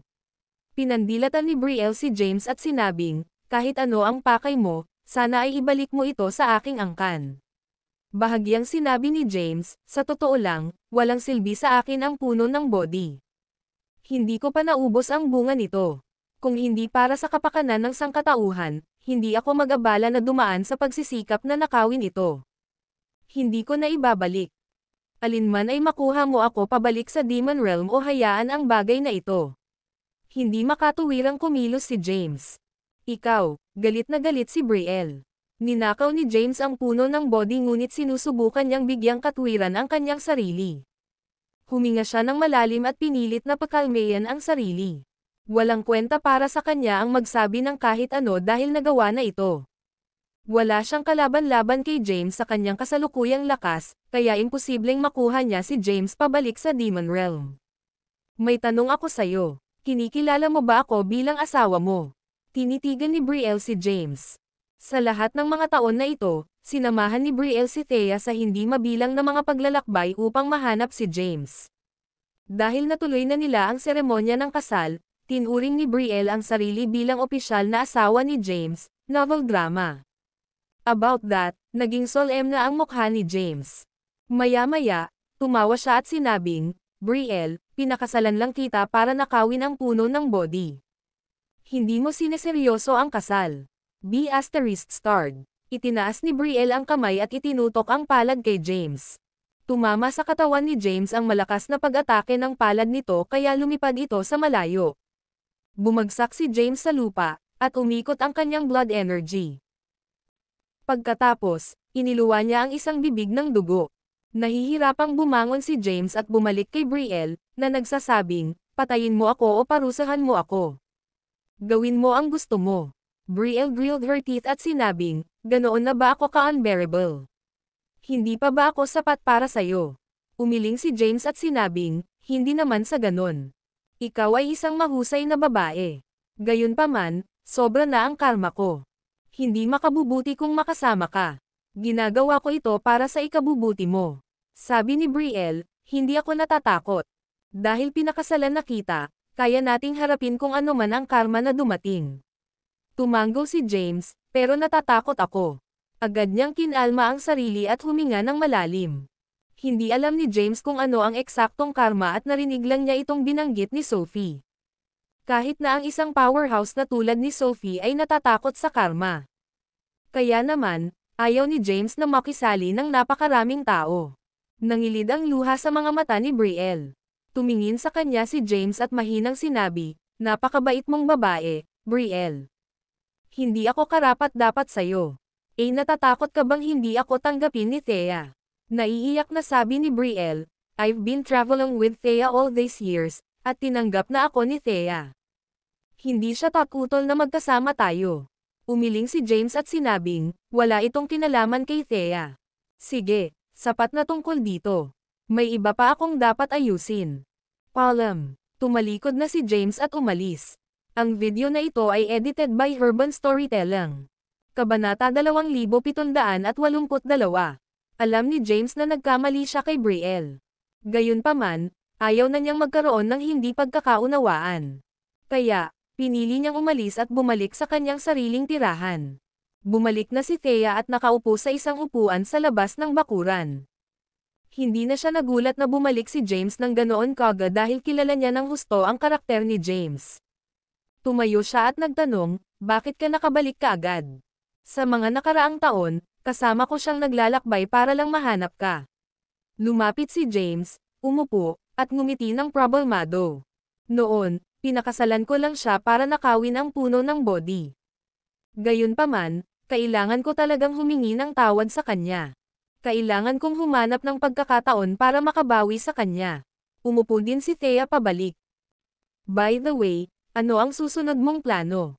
Nag-isip sandali si James at sinabing, ang elixir para sa pagsugpo sa sumpa ay hindi pa nabuo, at walang kasiguraduhan kung gaano ito katagal. Bukod dito, wala akong ideya kung kailan lilito ang ikatlong pakay. Kaya, plano kong magtungo sa Mount Bane para magtanim. Tumango si Thea at sinabing, Ma'am, novel drama. Huwag mag-alala tungkol sa Wormstead. Ako na ang bahala sa mga gawain dito. Magiging maayos din ang lahat. Nagpasalamat si James, salamat. Pagkatapos, nanatili si James sa Wormstead ng ilang sandali. Hindi naman nagmamadaling pumunta si James sa Mount Bane dahil matagal na siyang hiwalay kay Thea at ngayon ay nagkabalikan na sila. Nagplano siyang manatili sa kanya ng ilang oras. Sabi ni Thea, by the way, umalis na si Winnie. Tumango si James. Ma'am, alam ko, sana maging maayos ang lahat para sa kanya. Si Winnie ay may sariling mga layunin, at si James ay hindi nais na kontrolin siya. Tumingin si James kay Thea at nakangiting sinabi, Thea, gusto ko rin ng anak. Namula agad ang magandang mukha ni Thea. Hindi siya sumagot sa kanya. Sa halip, tumayo siya at pumasok sa kwarto. Napangiti ng mahina si James, bumangon, at pumasok sa kwarto, hindi nakakalimutang isara ang pinto. Nanatili si James sa Imperial Palace ng Wormstead ng kalahating buwan. Makalipas ang kalahating buwan, umalis siya patungong Mount Bane. Sa pakikipaglaban niya kay Yorick, marami silang nawasak na bundok. Gayunpaman, ang Mount Bane ay isang hindi pangkaraniwang lugar kung saan matatagpuan ang selyo ng Human Realm. Kaya, nagkaroon ng isang malakas na pormasayon sa paligid ng lugar na may mahiwagang kapangyarihan.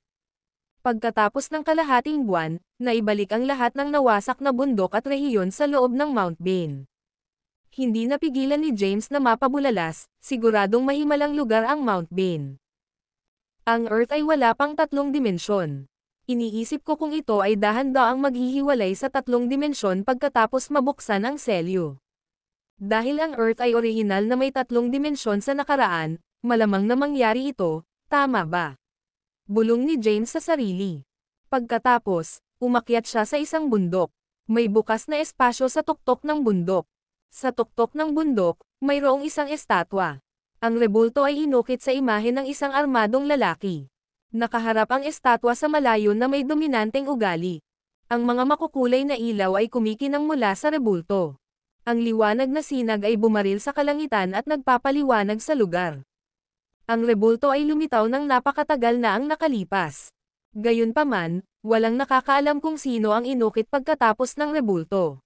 Hindi rin alam ni James. Maraming mga human cultivator ang nakaupo sa isang lotus na posisyon malapit sa rebulto, hinihigop ang Elysian spiritual energy at pinipigilan ang sumpa sa kanilang mga katawan. Lumapit si James at malakas na sinabi, gusto kong magtanim dito. Umalangaw-ngaw ang kanyang boses, at ang mga magsasaka ay tumigil sa pagsasanay ng sabay-sabay. Nang makitang si James iyon, hindi sila umimik.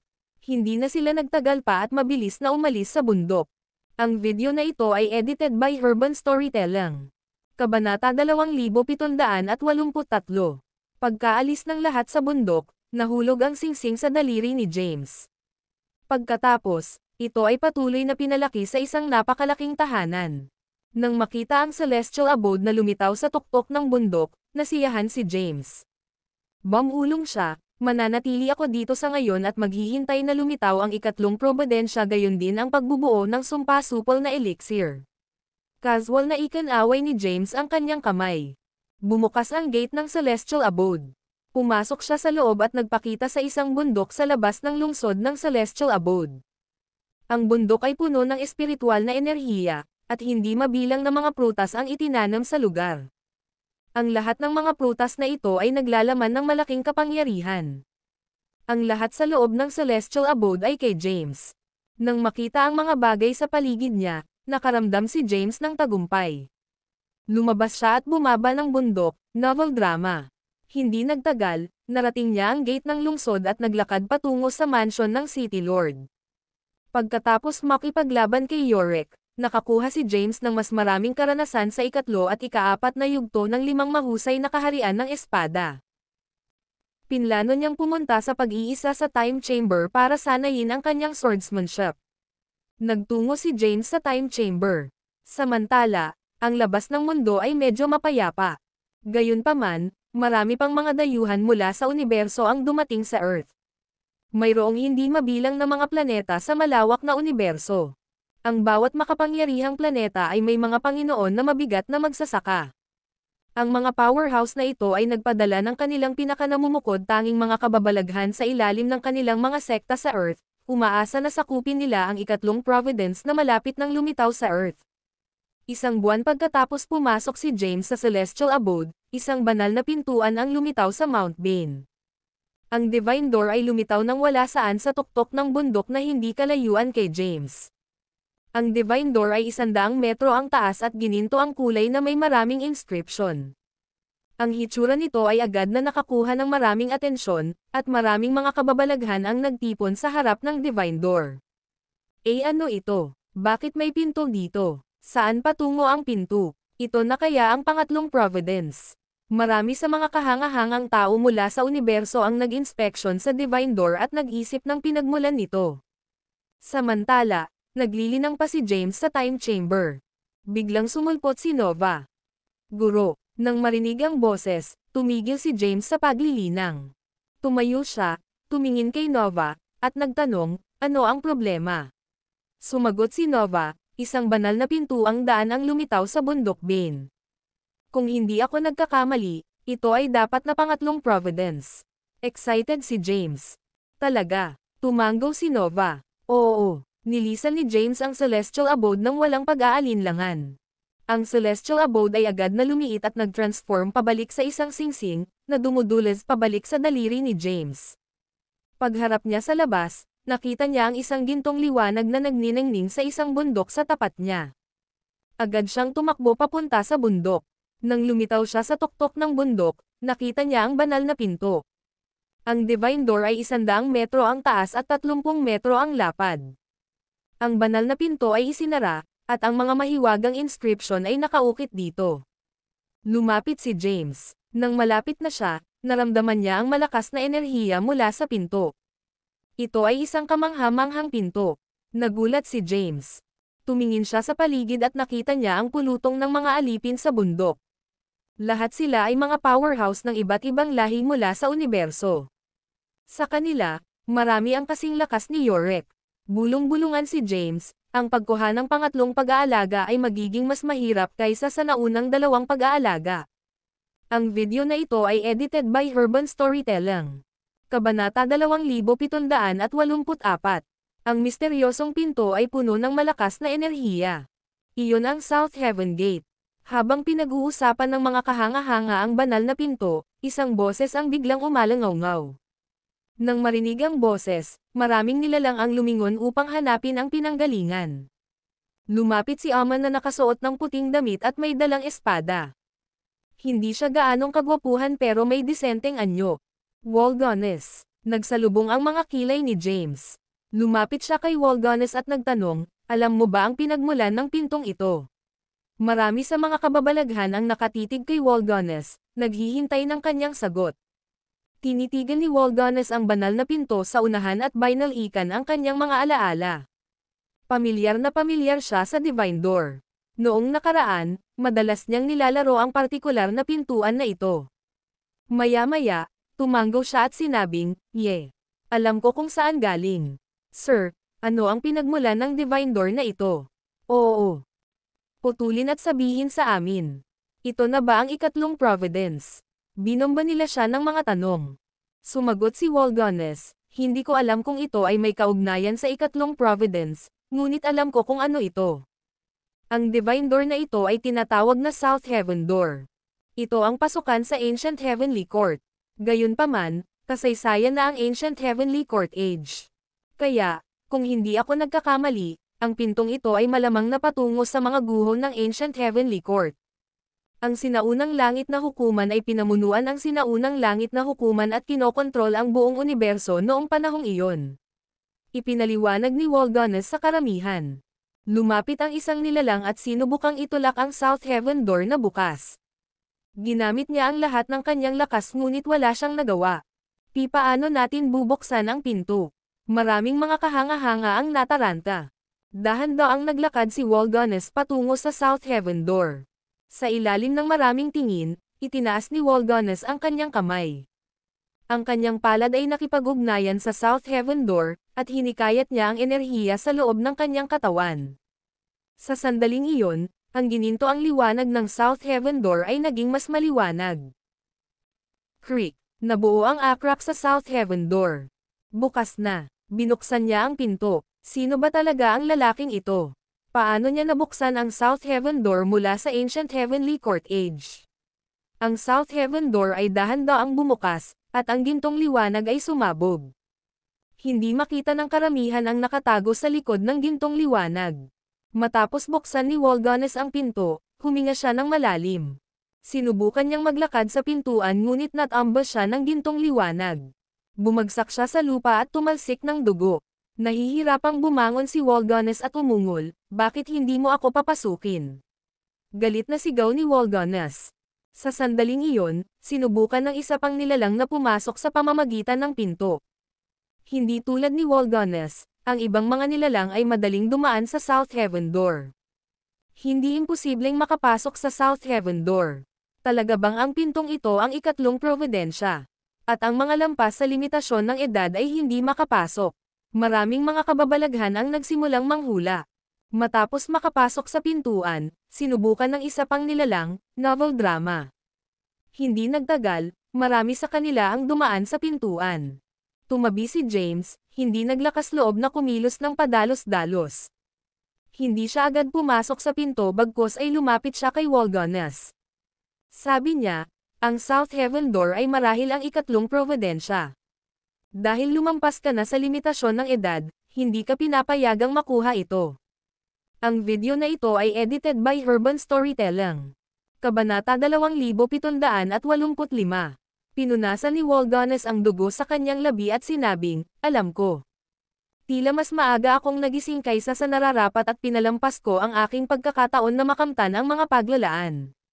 Tanong ni James, may gusto ka bang tulungan ako?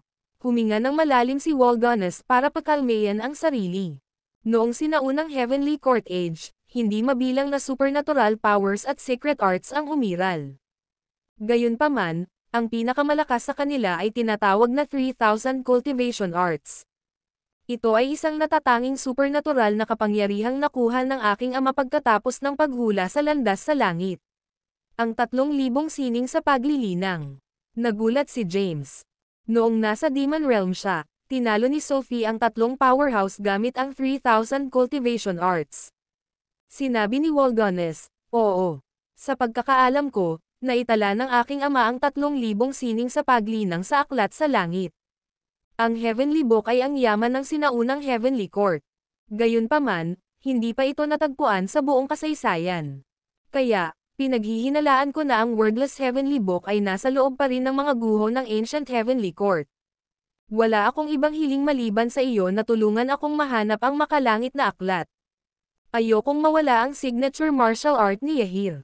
Sandaling nag-isip si James at sinabing, ang 3,000 sining sa paglilinang ay hindi nawala. Nakita ko na talaga si Sophie na ginamit ito sa labanan dati. Ngumisi si Waldonis at sinabing, "Ha? Ang ama ni Sophie ay isang war god ng Ancient Heavenly Court, kaya alam niya ang pamamaraan." Gayunpaman, hindi niya natutunan ang kumpletong bersyon nito. Kaya, dapat hindi rin kumpleto ang 3,000 cultivation arts ni Sophie. "Nakikita ko." Namulat si James. Tinapik ni James ang balikat ni Waldonis at sinabing, "Huwag kang mag-alala. Kung ang Heavenly Book ay nasa guho ng Ancient Heavenly Court, tiyak na ilalabas ko ito sa iyo."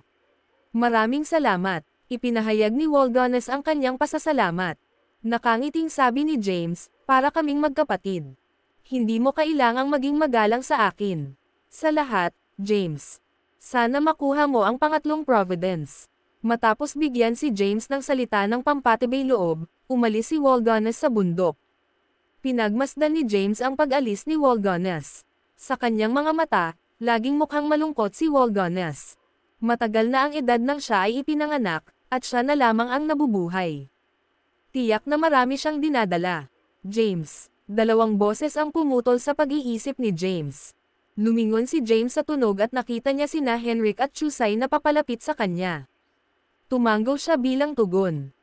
Lumapit si Henrik at sinabing, "Nalampasan ko na ang paghihigpit sa edad, kaya wala na akong pagkakataong sakupin ang ikatlong pakay at hindi na ako makakasama sa iyo." Nakangiting sabi ni Chusay, "Nasa loob pa rin ako ng age restriction. Sasamahan kita sa mga guho ng Ancient Heavenly Court. Magkasama tayong walang talo." Napangiti si James. "Sige, 1 metro din dito." Lumapit ang isang magandang babae. Gayunpaman, kumunat ang noo ni James nang makita siya. Si Brielle iyon. Matangkad na ngumiti si Brielle, "Pakialam mo ba kung sumama ako?" "Hey there, MS. Kayden," nakangiting tawag ni Henrik. Tuwang-tuwa si Brielle nang tawagin siya bilang MS, novel drama. Kayden at Bim na may maliwanag na ngiti. "Sobrang hinahamak kita noon, Henrik. Pero, ngayon nagbago ang isip ko. Ang cute mo talaga." Ngumisi si Brielle, lumantad ang mapuputing ngipin. Si James naman ay nakasimangot. Ayaw niyang sumama kay Brielle. Ang ngiti ni Brielle ay napalitan ng malungkot na ekspresyon. "Ano ang mali? Ayaw mo ako dito. Dapat kang magpasalamat." Ang video na ito ay edited by Urban Storytelling. Kabanata 2786. Hindi talaga alam ni James ang sasabihin kay Brielle. Niloko niya ang kanyang damdamin at ninakaw ang mahalagang puno ng body ng kanyang pamilya pagkatapos ng seremonya ng kanilang kasal. Ano man ang mangyari, nais ni Brielle na kunin ang puno ng body, na napakahalaga para sa kaligtasan ng Lobran clan. Tungkol naman sa kasal nila ni James, hindi pa naiisip ni Brielle kung paano ito haharapin. Gayunpaman, hindi niya sinasadyang kinilala si James bilang kanyang asawa. Sa kabila noon, ayaw siyang tanggapin ni James, at wala siyang magagawa. Nakangiting sabi ni Chusay, "James, dapat mong hayaan si Brielle na sumama sa amin." At saka, hindi ba binanggit ni Henrik na si Brielle ay pambihira at siya ang unang taong makakarating sa Emperor rank sa Apocalypse Age? At saka, sobrang swerte niya, kaya sigurado akong may kabahagi ka sa blessings niya kung nandyan siya. Nang marinig ito, sinulyapan ni James si Brielle. Sinabi nga ni Henrik na si Brielle ang unang magiging Grand Emperor sa malapit na hinaharap. Ang pagiging isang Grand Emperor ay isang malaking bagay.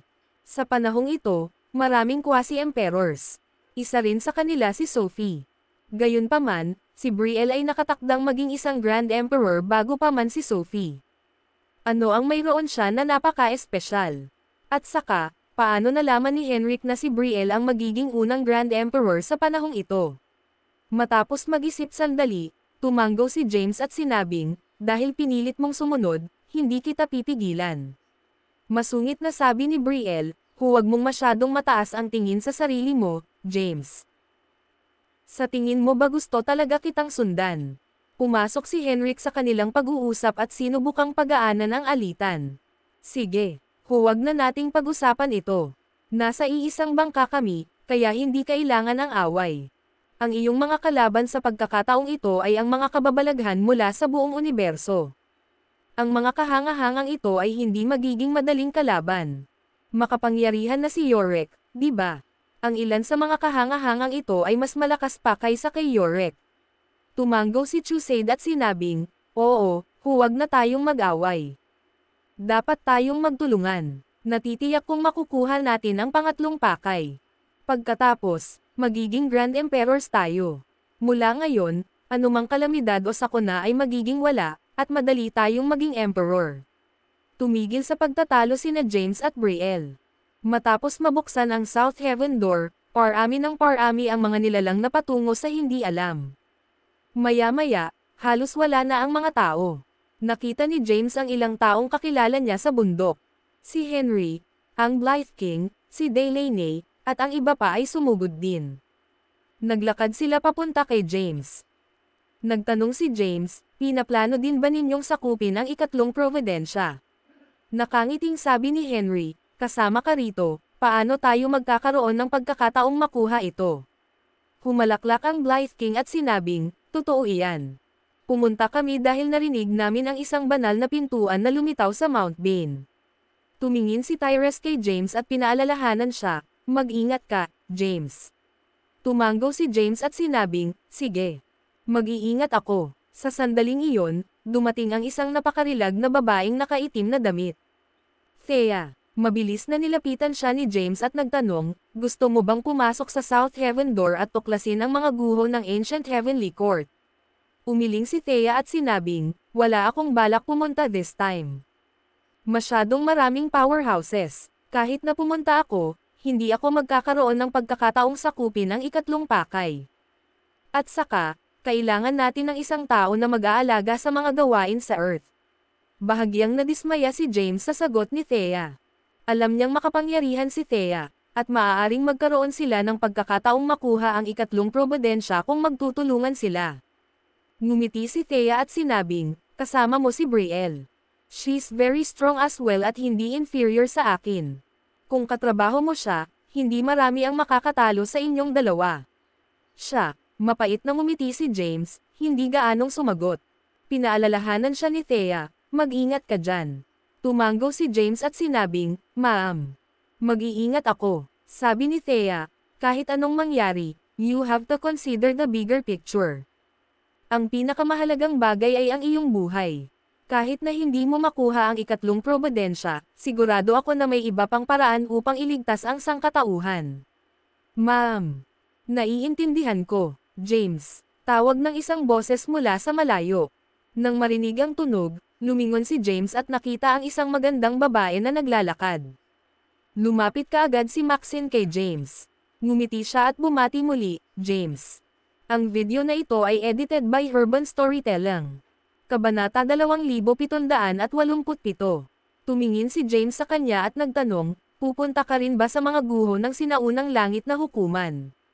Sabi ni Maxine, syempre, paano ko palalampasan ang pagkakataon? Napatingin si Thea kay Maxine. Kilalang kilala niya ang karakter ni Maxine.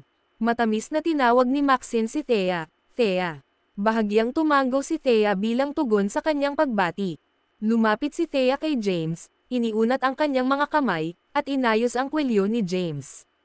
Muli niyang pinaalalahanan siya, go on. Mangyaring maging maingat sa iyong paglalakbay. Maghihintay ako sa Earth para sa iyong ligtas na pagbabalik. Nakangiting sabi ni James, don't worry. Magiging okay din ako. Pagkatapos ng maikling pakikipag-usap kay Thea, naglakad si James patungo sa South Heaven Door.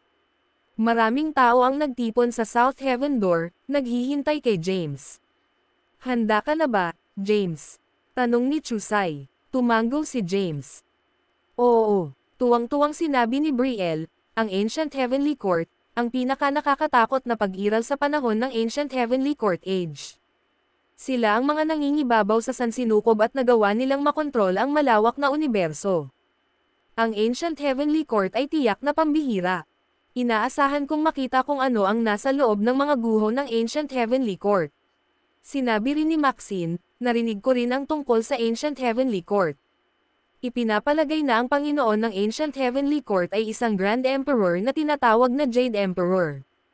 Nagkaroon siya ng Panginoon sa Ancient Heavenly Court at Universe noon. Siya rin ang nagtatag ng 3,000 Cultivation Arts, na isa sa pinakamalakas na supernatural powers sa buong kasaysayan. Tumanggo si James at sinabing, let's go. Lumipat ang grupo sa South Heaven Door. Ang gininto ang liwanag sa loob ng South Heaven Door ay nakapalibot sa kanila, at sumulong sila sa liwanag. Ang daanan ay parang isang special na daanan na naghatid sa kanila sa paglipas ng panahon. Makalipas ang 5 minuto, unti-unting nawala ang gintong liwanag. Nasa unahan nila ang walang hangganang mga bulubundukin, ilog, at malalawak na lupain. Ang masaganang primordial energy ay dumaan sa kanila. May napakalakas na primordial energy dito. Ito ay isang magandang lugar para sa paglilinang. Oo. Kahit na hindi natin makuha ang Providence, magiging kapaki-pakinabang ang paglinang dito. Ang ilan sa kanila ay nagsimulang pag-usapan ang lugar. Samantala, pinagmasdan ni James ang paligid. Ang daanan ay nawala na. Nasa loob sila ng isang bulubundukin, na tila hindi normal. Walang mga halaman na nakikita, at ilang kakaibang hugis na itim na bato lamang ang makikita. May mga bitek sa lupa na may itim na ambon na lumalabas mula sa ilalim. Ang itim na ambon ay tumaas at umikot sa kalangitan, na ginagawang tila kakaiba ang lugar. Matapos suriin ang paligid, bumulong si James, ito ba ang mga guho ng sinaunang hukuman sa langit? Biglang tumuro si Maxine sa unahan nila at sinabing, tingnan mo dyan. Ano yon? Tumingin si James at nakita ang isang tablet sa open space sa unahan nila. Ang tablet ay dahan-daang bumangon mula sa lupa at lumitaw sa harap nila. Nanguna, lumapit si James sa tablet. Hindi nagtagal, malapit na ang grupo sa tablet. Ang itim na tableta ay 100 metro ang taas, at ilang sinaunang script ang nakaukit dito. Sandali itong tinitigan ni James ngunit hindi niya mabasa ang mga salita. Ano ang sinasabi nito? Tanong ni James. Saglit na tiningnan ni Chusay ang tableta at sinabing, isa lamang itong ordinaryong batong tableta na nagre-record ng ilang impormasyon tungkol sa sinaunang langit na hukuman. Tumingin sa kanya si James at nagtanong, nakikilala mo ba ang mga salitang ito? Tumango si Chusay at sinabing, natutunan ko na ang wika noon. Tanong ni James, ano ang nakasulat dito? Ang video na ito ay edited by Urban Storytelling. Kabanata 2788. Hindi inaasahan ni James na pamilyar si Chusay sa mga script mula sa Ancient Heavenly Court Age. Tiningnan ni Chusay ang napakalaking stone tablet sa unahan. Matapos suriin ito ng ilang sandali, sinabi niya, tungkol ito sa kasaysayan ng sinaunang panahon ng korte sa langit. Sabi ni James, pakinggan natin. Tumango si Chusay at nagsabi, sa unang bahagi ng panahon ng sinaunang hukuman sa langit, ang sansinukob ay nasa kaguluhan, at lahat ng mga nilalang ay nasa matinding kahirapan. Ang nagtatag ng Ancient Heavenly Court, ang Jade Emperor, ay kinuha ang mga bagay sa kanyang mga kamay at nilikha ang Ancient Heavenly Court. Pagkatapos, sila ang naging pinakamahalagang puwersa sa panahong iyon at kinuha ang kontrol sa universo, novel drama. Itinala rin ng Stone Tablet ang mga nagawa ng Jade Emperor sa buong kasaysayan. Sinasabi nito na dumaan siya sa 18,000 kapigatian, bawat isa ay tumagal ng 330 taon ayon sa pagkakabanggit. Pagkatapos noon, siya ay naging Panginoon ng sinaunang hukuman sa langit. Saglit na binasa ni Chusay ang mga bagay na nakatala sa Stone Tablet. Ito ay isang tableta na nagtala ng mga milestone ng Ancient Heavenly Court. Mayroon pa ba itong anumang mga talaan kung paano natin makukuha ang ikatlong probidensya? Tanong ni James. Hindi. Umiling si Chusay. Naguguluhan, sinabi ni James, hindi dapat tama iyon. Nang pumasok ako sa Infinity City, natatandaan kong may paliwanag sa pagkuha ng Providence. Ang Heavenly Path ay nagbigay ng mga pahiwatig sa pagkuha ng Providence habang nasa Infinity City. Bagaman walang sino man ang maaaring maglakbay pabalik sa simula ng panahon upang makita ang lihim ng sansinukob, at least may mga pahiwatig. Bakit walang mga pahiwatig sa oras na ito? Umiling si Chusay, hindi makapagbigay ng paliwanag. Ibinuka niya ang kanyang mga labi at sinabing, walang silbi ang impormasyon sa Stone Tablet. Maglakad-lakad tayo at tingnan kung may mahahanap tayo. Tumango si James. Sige. Umalis ang grupo sa lugar. Pagkaalis nila, nawala ang lumabas na tablet. Ang partido ni James ay gumala sa mga guho. Pagkaraan ng ilang saglit na paglalakad, nakita nila ang isang sira-sirang gusali. Karamihan sa gusali ay gumuho na at nabaon sa lupa. Gayunpaman, buo pa rin ang isang bahagi ng gusali. Kahit na matapos ang hindi mabilang na mga taon, ang bahagi ng buo na gusali ay mukhang napaka-engrandi at maluho. Itinuro ni James ang unahan at sinabing, may palasyo sa unahan. Let's go check it out. Ang grupo ay sumulong sa tarangkahan ng abandonadong palasyo. Pagkalapit nila, napagtanto nila kung gaano kalaki ang palasyo. Ang mga pintuan ng palasyo ay bahagyang pagod na ang ilalim ay nakabaon sa bakuran. Gayunpaman, ang mga pintuan ay nakatayo pa rin ng ilang daang metro ang taas. Sinabi ni Chusay, umuwi ka. Aalisin ko ang duming nakatikip sa palasyo. Napaatras ang lahat ng ilang hakbang. Itinaas ni Chusay ang kanyang kamay, at malakas na enerhiya ang lumabas sa kanyang katawan. Isang malakas na simoy ng hangin ang nagmula sa kanyang palad, na tinatangay ang lupa. Unti-unting lumitaw sa kanilang paningin ang palasyong nababalot ng lupa. Naglakad ang grupo patungo sa gate at nakakita ng ilang sinaunang salita. Tanong ni James, ano ang ibig sabihin ng mga tekstong ito? Nakatayo sa isang tabi, sumagot si Brielle, War God Palace. Nilinggan ni James si Brielle at tinanong, mababasa mo rin ang mga sinaunang tekstong ito. Tumanggaw si Brielle at sinabing, oo naman. Kung ganoon, bakit hindi mo sinabi kanina? Hindi mo ako tinanong. Hindi nakaimik si James. Ang video na ito ay edited by Urban Storytelling. Kabanata 2789. Hinawakan ni James ang kanyang baba at bamulong, ang palasyo ng War God. Ito ba ang palasyo ng War God of the Ancient Heavenly Court Age? Di ba tatay ni Sophie yun? So, dito ba nakatira si Sophie noong bata pa siya?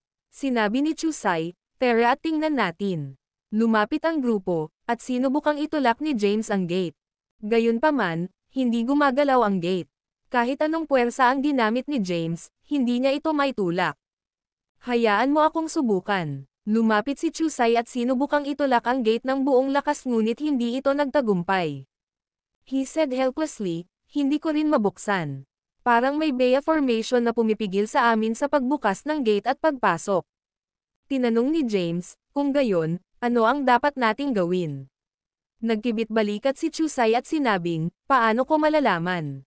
Sa sandaling iyon, itinuro ni Maxine ang estatwa sa tarangkahan at sinabing, ito kayang estatwa ang susi sa pagbubukas ng tarangkahan. Minsan narinig ko ang aking guro na nagsabi na ang mga powerhouse ng Ancient Heavenly Court Age ay maglalagay ng mga estatwa sa kanilang mga tarangkahan. Ang mga estatwa na ito ay may sariling kamalayan at magbabantay sa ari-arian. Tumingin si James sa paligid at nakita ang estatwa sa gate. Ang estatwa ay mukhang medyo pagod, at mahirap makilala ang hitsura nito.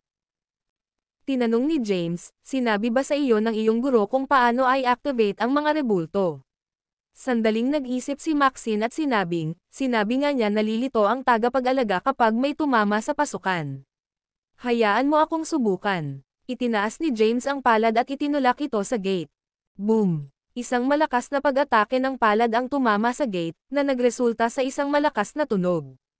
Gayunpaman, nanatiling nakasara ang gate. Biglang nagbuga ng malambot na puting liwanag ang estatwa sa gate. Nang makita ang liwanag, ang lahat ay mabilis na umatras sa isang ligtas na distansya. Hindi nagtagal, nabuo mula sa puting liwanag ang isang armadong lalaki na may hawak na espada, novel drama.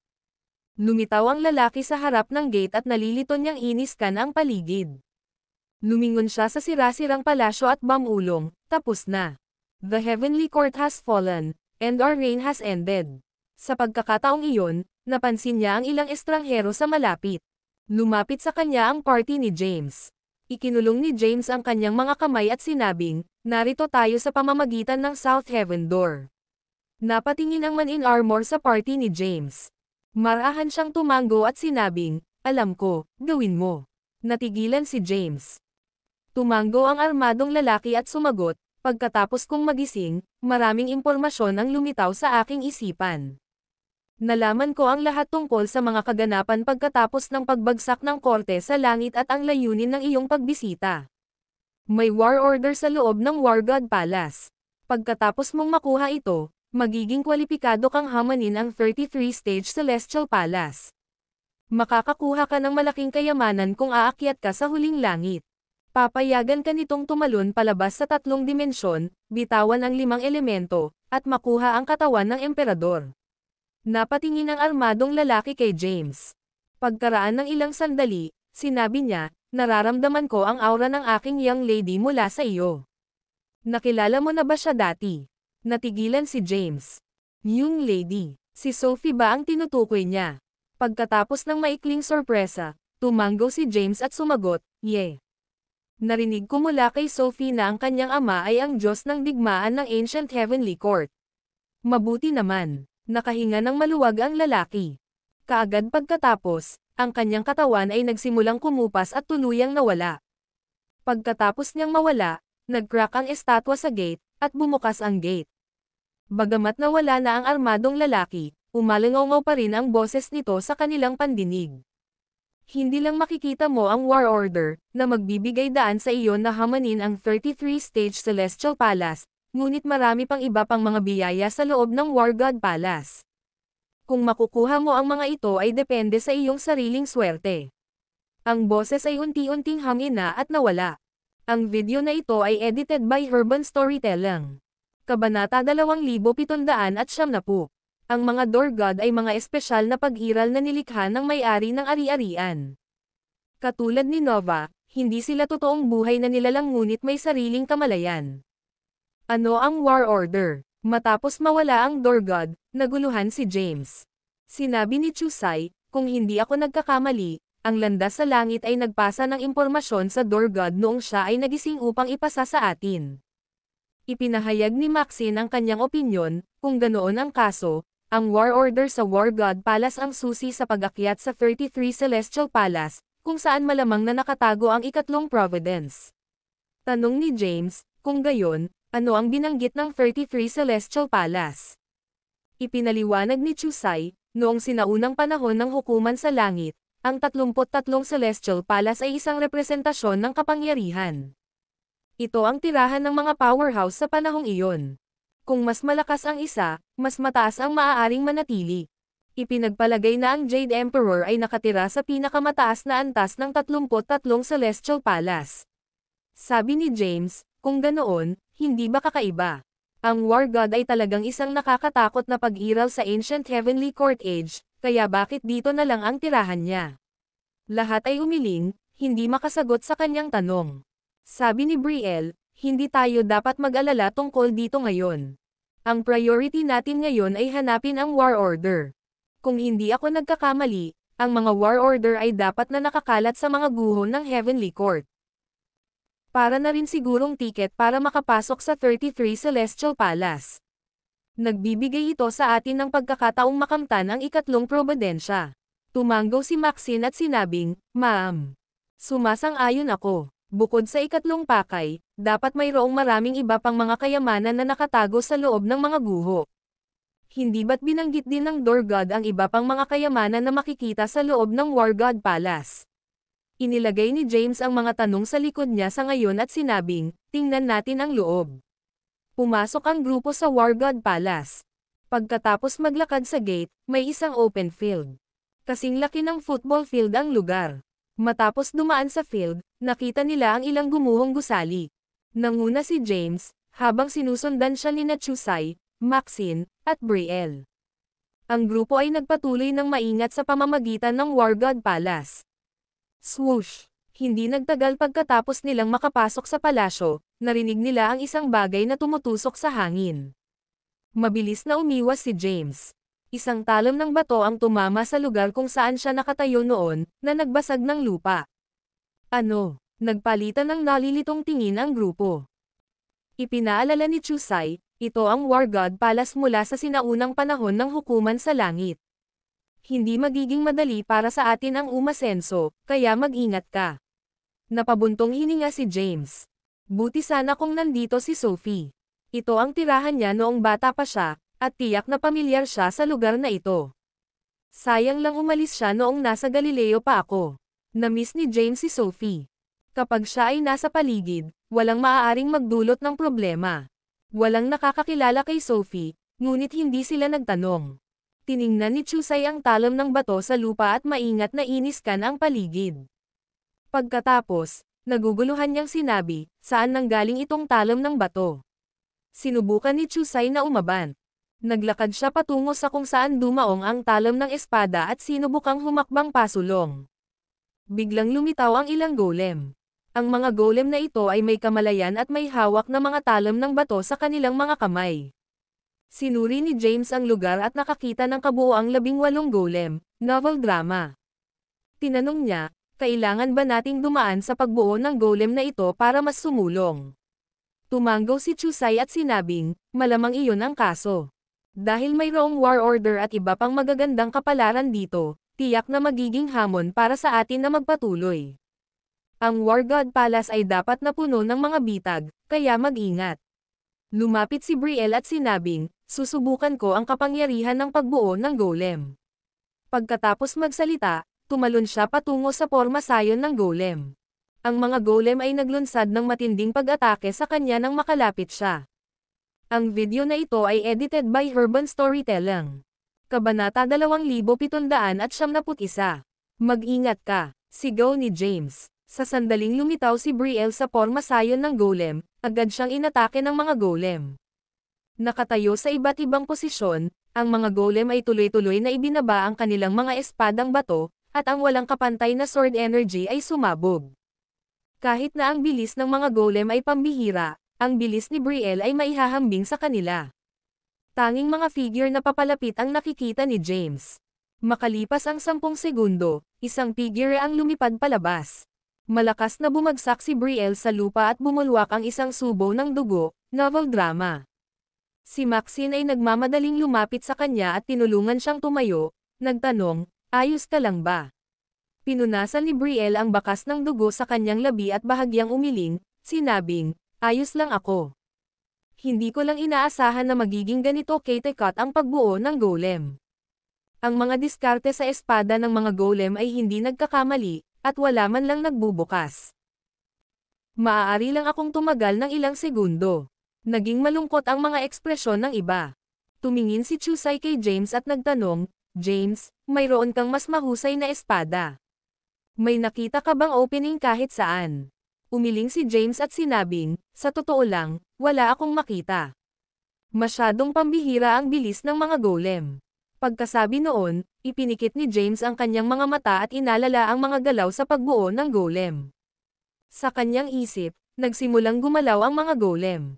Sa isang iglap, nagbago ang kanilang mga posisyon, at sa loob lamang ng ilang maikling segundo, ang mga golem ay nagbago ng posisyon ng maraming beses habang sabay-sabay na umaatake. Kahanga-hanga, sabi ni James at bumantong hininga, ang individual na lumikha ng pagbuo ng golem ay dapat na isang walang kapantay na manlalaban. Wala akong maintindihan sa lakas ko ngayon. Kung gayon, ano ang dapat nating gawin? Sabi ni Chusay na may pag-aalala, ang Diyos ay nasa harapan natin. Babalik ba tayo ng walang dala? Siguro dapat ko itong subukan, tumayo si Maxine at sinabi. Sinulyapan siya ni James at nagtanong, mas malakas ka ba kay Brielle? Hindi siya naniniwalang mas malakas ang lakas ni Maxine kaysa kay Brielle. Sabi ni Maxine, I'm incomparable to Brielle. Gayunpaman, sa pagmamasid sa pagbuo ng golem, napansin ko na ang pormasayon ay gumagamit ng sword formation na nilikha ng mga prinsipyo ng figure of 9 squares at 8 trigrams. Kahit na ang pagbuo ng golem ay nasa isang advanced na antas, maaari nating basagin ang pagbuo sa pamamagitan ng pagmaster ng figure ng 9 squares at 8 trigrams. Sa lahat ng mga taon na ito, natutunan ni James ang maraming bagay mula sa patriarch ng Azurin clan sa Demon Realm. Kahit na hindi siya bihasa sa mga pangunahing prinsipyo ng mga pormasayon, alam niya ang mga pangunahing kaalaman. Sige, subukan mo, tumanggaw si James at sinabi. Isang espada ang lumitaw sa kamay ni Maxine, at sumugod siya sa pormasayon ng golem. Matamang pinagmamasdan ni James. Sa ilalim ng kanyang mapagbantay na titig, lahat ng 18 golem ay sumalakay kay Maxine ng mabangis at walang putol, na nag-iwan sa kanya ng puwang upang maglagay ng isang epektibong depensa. Gayunpaman, kakaiba ang mga galaw ni Maxine habang patuloy niyang iniiwasan ang mga atake ng mga golem. Kahit na naiintindihan niya ang mga prinsipyo ng pagbuo, ang swordsmanship ng mga golem ay masyadong advanced at mailap. Dahil kamakailan lamang siya ay naging isang sage, hindi siya katugma sa mga golem. Siya ay natalo matapos na humawak ng ilang minuto. Hindi masama, pinuri ni James, nagtagal ka ng 7 minuto, mas mahaba kaysa kay Brielle. Pinaikit ni Maxine ang kanyang mga mata at sinabing, itigil ang paggawa ng mga sarkastikong pananalita at mag-isip ng solusyon. Nagkibit-balikat si James at sinabing, ano pa nga ba ang magagawa ko kung hindi tayo makapasa sa golem formation, Dapat mayroong war order sa ilang iba pang mga lugar. Pwede naman tayong pumunta sa ibang lugar. Ang video na ito ay edited by Urban Storytelling. Kabanata 2772. Mababa ang pagnanais ni James na makuha ang ikatlong pakay. Ang ikatlong probidensya ay higit sa lahat tungkol sa paglukso sa 3 kaharian, pagsuko sa 5 elemento, at paggamit ng pisikal na katawan ng emperador. Kapag nakakuha siya ng Emperor physical body, maliligtas siya sa 3 apocalypses at 9 tribulation. Gayunpaman, ang pagkakaroon ng Emperor physical body ay hindi nangangahulugan na ang kanyang katawan ay magkakaroon ng lakas na katumbas ng Emperor rank. Ito ay isang uri lamang ng pamagat. Ang pinakamalaking pakinabang sa lahat ay ang maligtas siya sa 3 apocalypse at 9 na kapigatian, na siyang pinakamalaking hadlang sa paglalakbay ng paglilinang. Sila ang mga susi sa pagpigil sa lahat ng nabubuhay na nilalang na makamit ang mga tagumpay, at hindi mabilang na makapangyarihang mga tao ang nasawi sa mga kapigatian. Gayunpaman, palaging may 2 panig sa parehong barya. Ang mga kapigatian ay nagawang pangalagaan ang isang individual, sa gayon ay nagpapahintulot sa kanila na lumago sa kahirapan. Mag-isip tayo ng paraan, sabi ni Brielle habang nakatingin kay James. Bakit hindi mo subukan? Kalimutan mo na. Agad namang tinanggihan ni James ang alok niya, wala akong alam sa formations. Walang kwenta ang pag-aaksaya ng oras ng lahat. Baka hindi ako tumagal ng ilang minuto. Tumingin si Maxine kay James at sinabing, please reconsider, James. Ito ang palasyo ng Diyos ng digmaan ng sinaunang panahon ng hukuman sa langit. Ang Diyos ng digmaan ang pinakamakapangyarihang individual sa korte ng langit. Dapat ay mayroong hindi mabilang na mga providence sa loob. Sabi ni James, pero wala akong alam sa formations. Sabi ni Maxine, tutulungan kita. Napatingin si James sa iba. Nang makitang nakatutok sa kanya ang mga tingin ng lahat, napagtanto niyang inaabangan na nila ang pagpasok sa palasyo. Pagkatapos ng ilang pagninilay-nilay, sinabi niya, kung ganoon, gagawin ko ang aking makakaya upang matuto. Pagkatapos, sinimulan ni Maxine na ipaliwanag ang mga prinsipyo ng figure of 9 squares at 8 trigrams kay James. Ang figure ng 9 squares at 8 trigrams ay medyo simple. Gayunpaman, sa sandaling pinagsama, ang hindi mabilang na mga kombinasyon ay magiging lubhang komplikado. Sinabi ni Maxine kay James ang lahat ng nalalaman niya. Si James ay isang mabilis na nag-aaral sa kanyang ranggo, novel drama. Kaya, ang pag-aaral nito ay isang madaling gawain para sa kanya. Sa loob lamang ng ilang maikling araw, naunawaan na niya ang mga pangunahing kaalaman. Tapos ka na ba, James? Tanong ni Maxine. Tumango si James at sinabing, I think so. Susubukan ko. May lumabas na purple sword sa kamay ni James. Ito ay ang Crep Myrtle Divine Sword, ang imperial weapon ng isang ancestral god. Nakita ng lahat si James na nakikipaglaban kay Yorick gamit ang espadang ito. Gayunpaman, wala silang alam tungkol sa pinagmulan ng espada. Nang makitang binunot muli ni James ang espadang ito, nagtanong si Maxine, ano itong espada, James? Nakatingin sina Chusai at Brielle kay James. Kahit na matagal na nila siyang kilala sa Demon Realm, hindi pa nakuha ni James ang espada noong panahong iyon. Habang hawak ni James ang Crep Myrtle Divine Sword sa kanyang kamay, ang lilang liwanag ay tumagos sa hangin, at ang malakas na sword energy ay nagkatawang tao mula sa loob nito. Nakasuot ng mapang asar na tingin, sinabi niya, hindi ito ordinaryong espada. Ito ang imperial weapon ng isang ancestral god. Isang ancestral god. Sabay nilang bulalas. Ves, tumango si James at sinabi sa kanila ang tungkol sa mga nangyari.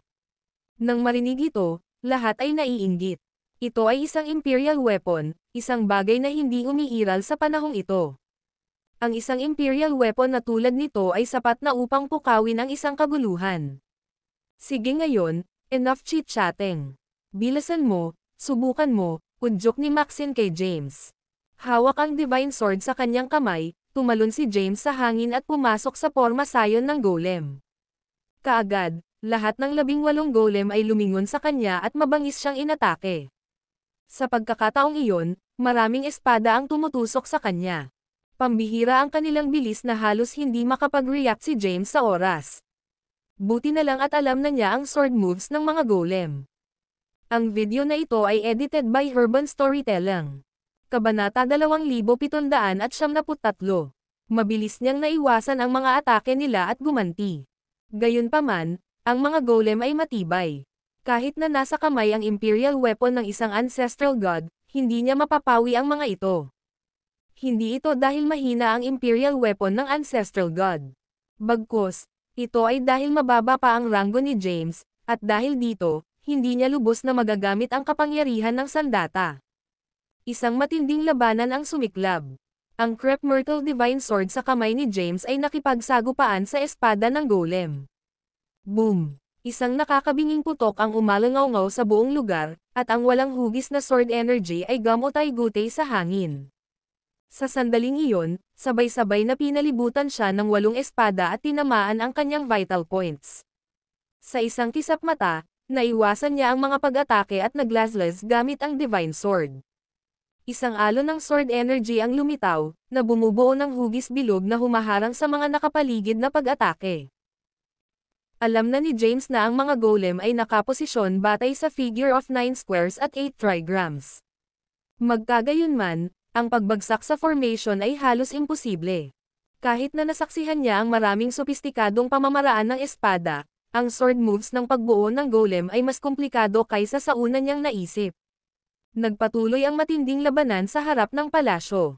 Sa kanyang hindi mabilang na signature na sword moves, napigilan ni James ang pag-atake ng mga golem.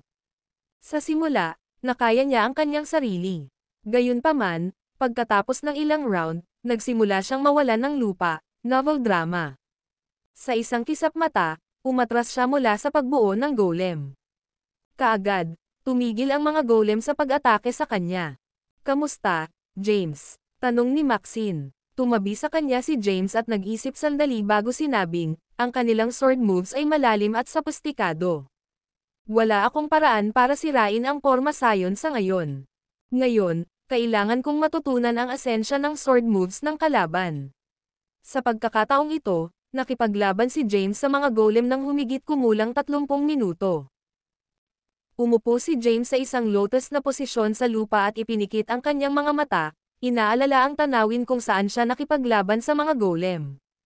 Ang kanilang sword moves ay paulit-ulit na muling lumitaw sa kanyang isipan, at patuloy siyang naghahanap ng paraan upang talunin sila. Nang makitang si James ay nasa gitna ng pagkakaroon ng kaunawan, ang iba ay hindi siya inistorbo. Matapos umupo sa isang lotus position sa buong araw, muling tumayo si James, hinawakan ang Divine Sword, at muling sumugod patungo sa golem formation. Sa pagkakataong ito, tumagal siya ng 2 oras. Makalipas ang 2 oras, natalo siya. Gayunpaman, hindi siya sumuko. Sa halip, patuloy niyang sinisikap na matutunan ang sword moves ng mga golem at gamitin ang sarili niya para masira ang mga ito. Sa pagkakataong ito, gumugol siya ng 3 araw para magkaroon ng insight sa mga galaw. Makalipas ang 3 araw, muli siyang lumaban sa mga golem. Gayunpaman, muli siyang natalo. Ang unang pagtatangka. Ang pangalawang pagtatangka. Ang ika-10 pagtatangka. Sa tuwing susubukan ni James na lumaban sa mga golem, mas matagal siyang gumugugol sa loob ng porma sayon ng golem. Sa isang kisap mata, ang lahat ay nasa palasyo ng 3 buong buwan. Sa nakalipas na 3 buwan, sinubukan ni James na masira ang porma sayon at makakuha ng insight sa iba't ibang diskarte sa espada. Minsan na siyang nakipaglaban sa Heavenly Path embodiments at natutunan ang hindi mabilang na sopistikadong sword moves. Ang kanyang swordsmanship ay umabot na ngayon sa isang nakakatakot na antas. Ngayon, kailangan lang niya ng maikling panahon para matutunan ang anumang sword move. Pagkaraan ng 3 buwan, halos natutunan na ni James ang lahat tungkol sa mga diskarte sa espada ng mga golem. Kung maaari niyang pagsamahin ang mga diskarte sa espada na ito sa kanyang sword moves, tataas ang kanyang swordsmanship ng mabilis. Okay na ba ang lahat, James? It's been 3 months. Kung hindi mo kaya, sumuko ka na lang at maghanap sa ibang lugar. Ngayong napakaraming oras na ang lumipas, ang iba ay maaaring nakakuha na ng maraming providences at isang war order, tanong ni Maxine nang makita si James na nakatayo sa harapan ng golem formation. Tumingin si James sa kanya habang may composed at confident na tingin sa kanyang mukha, na nagsasabing, huwag kang mag-alala. Ito ay gagana sa oras na ito. Isa, basagin ang porma sayon ng golem nang wala sa oras. Kumpiyansa si James sa pagkakataong ito. Hindi nagmamadali si Chusay. Nakaupo sa doorstep, sinabi niya na may matingkad na ngiti, ang mga diskarte ni James sa espada ay napabuti kamakailan. Itinuturing kong Providence ito. Ang video na ito ay edited by Urban Storytelling. Kabanata 2774. Tama si Chusay. Si James ay nakakuha ng isang Diyos. Ang mga diskarte sa espada na ginawa ng mga golem ay nangunguna, na hindi kayang gawin ng ordinaryong tao. Ang individual na lumikha ng mga diskarte sa espada ay dapat na nakikilala. Hawak ang Divine Sword sa kanyang kamay, kumislap ang figure ni James, at muli siyang sumugod patungo sa porma sayon ng golem. Kaagad, mabangis siyang inatake ng mga golem. Nawala sa isip niya kung ilang beses niyang hinamon ang mga golem. Sa ngayon, kabisado na niya ang mga pag-atake ng mga golem sa puso. Nakaharap laban sa sword moves ng mga golem, siya ay composed habang hinahangad niyang sirain ang mga ito. Ang kanyang pag-unawa sa mga diskarte sa espada ng mga golem ay umabot sa isang walang kapantay na antas. Dahil dito, madali niyang nabasag ang sword moves ng mga golem. Lumaban siya ng ilang oras. Sa huli, sa pagkuha ng pagkakataon, nagsagawa siya ng isang nakamamatay na sword move sa hindi pangkaraniwang bilis at sinira ang pagbuo ng golem. Unti-unting huminto ang mga golem. Nang makita ito, natuwa si James. Lumabas siya sa formation at sinabing may nakakalokong ngiti, "It worked."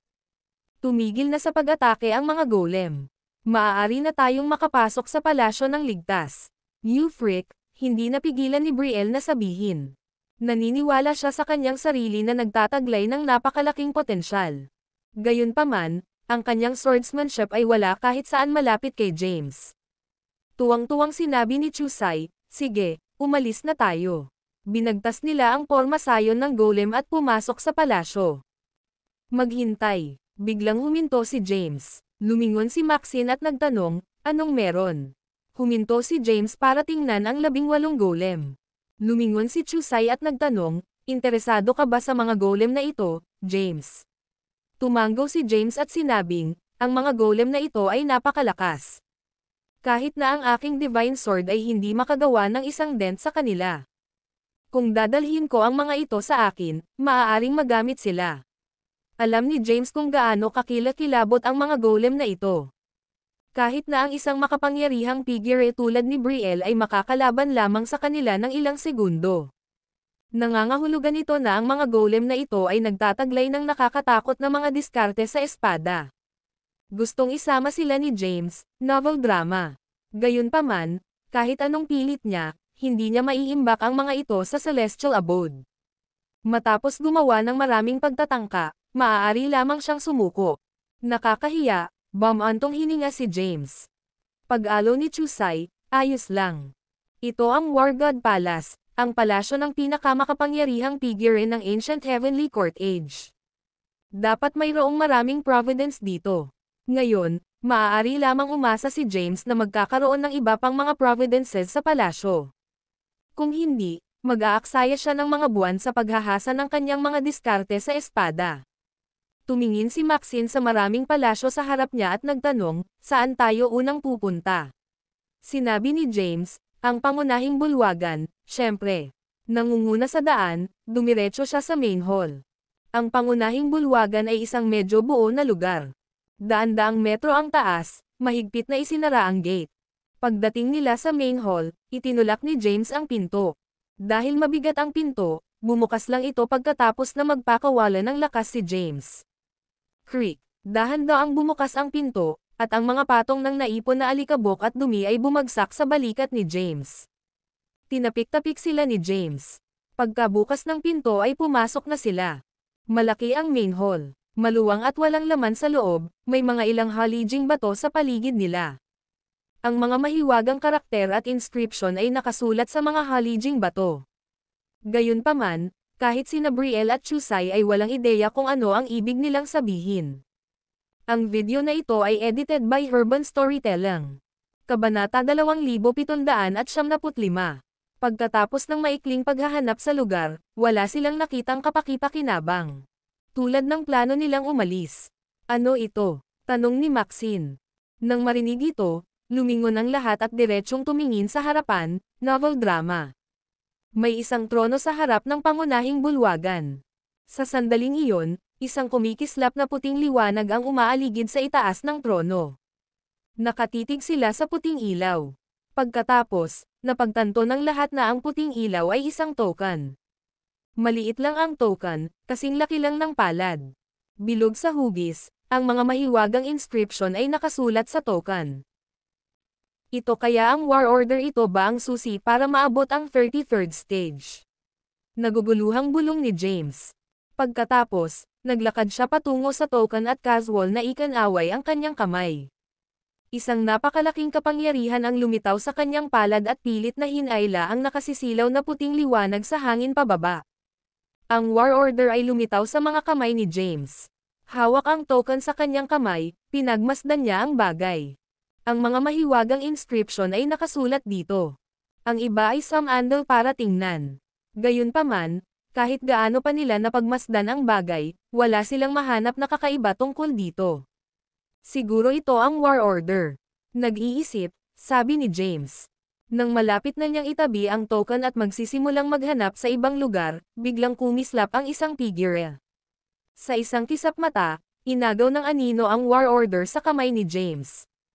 Hindi inaasahan ni James na may sapat na lakas ng loob na gumawa ng hakbang laban sa kanya. Sa sandaling ang token ay inagaw, ipinatawag niya ang kanyang buong lakas at hinampas ang figure ng napakalakas. Nagtama ang kanilang mga palad. Nararamdaman na lamang ni James ang isang napakalaking kapangyarihan na kumakalat sa kanyang katawan, na nagwasak sa kanyang mga meridian at nagpapalipad sa kanya. Pagkatapos, bumagsak siya sa dingding ng pangunahing bulwagan at bumagsak sa lupa, bumulwak ang isang subo ng dugo. Nakahandusay sa lupa, nakatulize ni James ang demonic energy at mabilis na pinagaling ang kanyang mga sugat. Sa sandaling iyon, naglunsad na ng pag-atake sina Brielle at Chusai laban sa misteryosong tao. Gayunpaman, sa kabila ng pagiging outnumbered, ang misteryosong tao ay hindi dahado.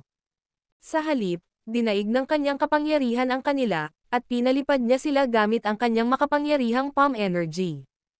Hahaha, salamat sa war order. Matapos mapalipad sina Brielle at Chusai, lumakas ang tawa ng misteryosong tao.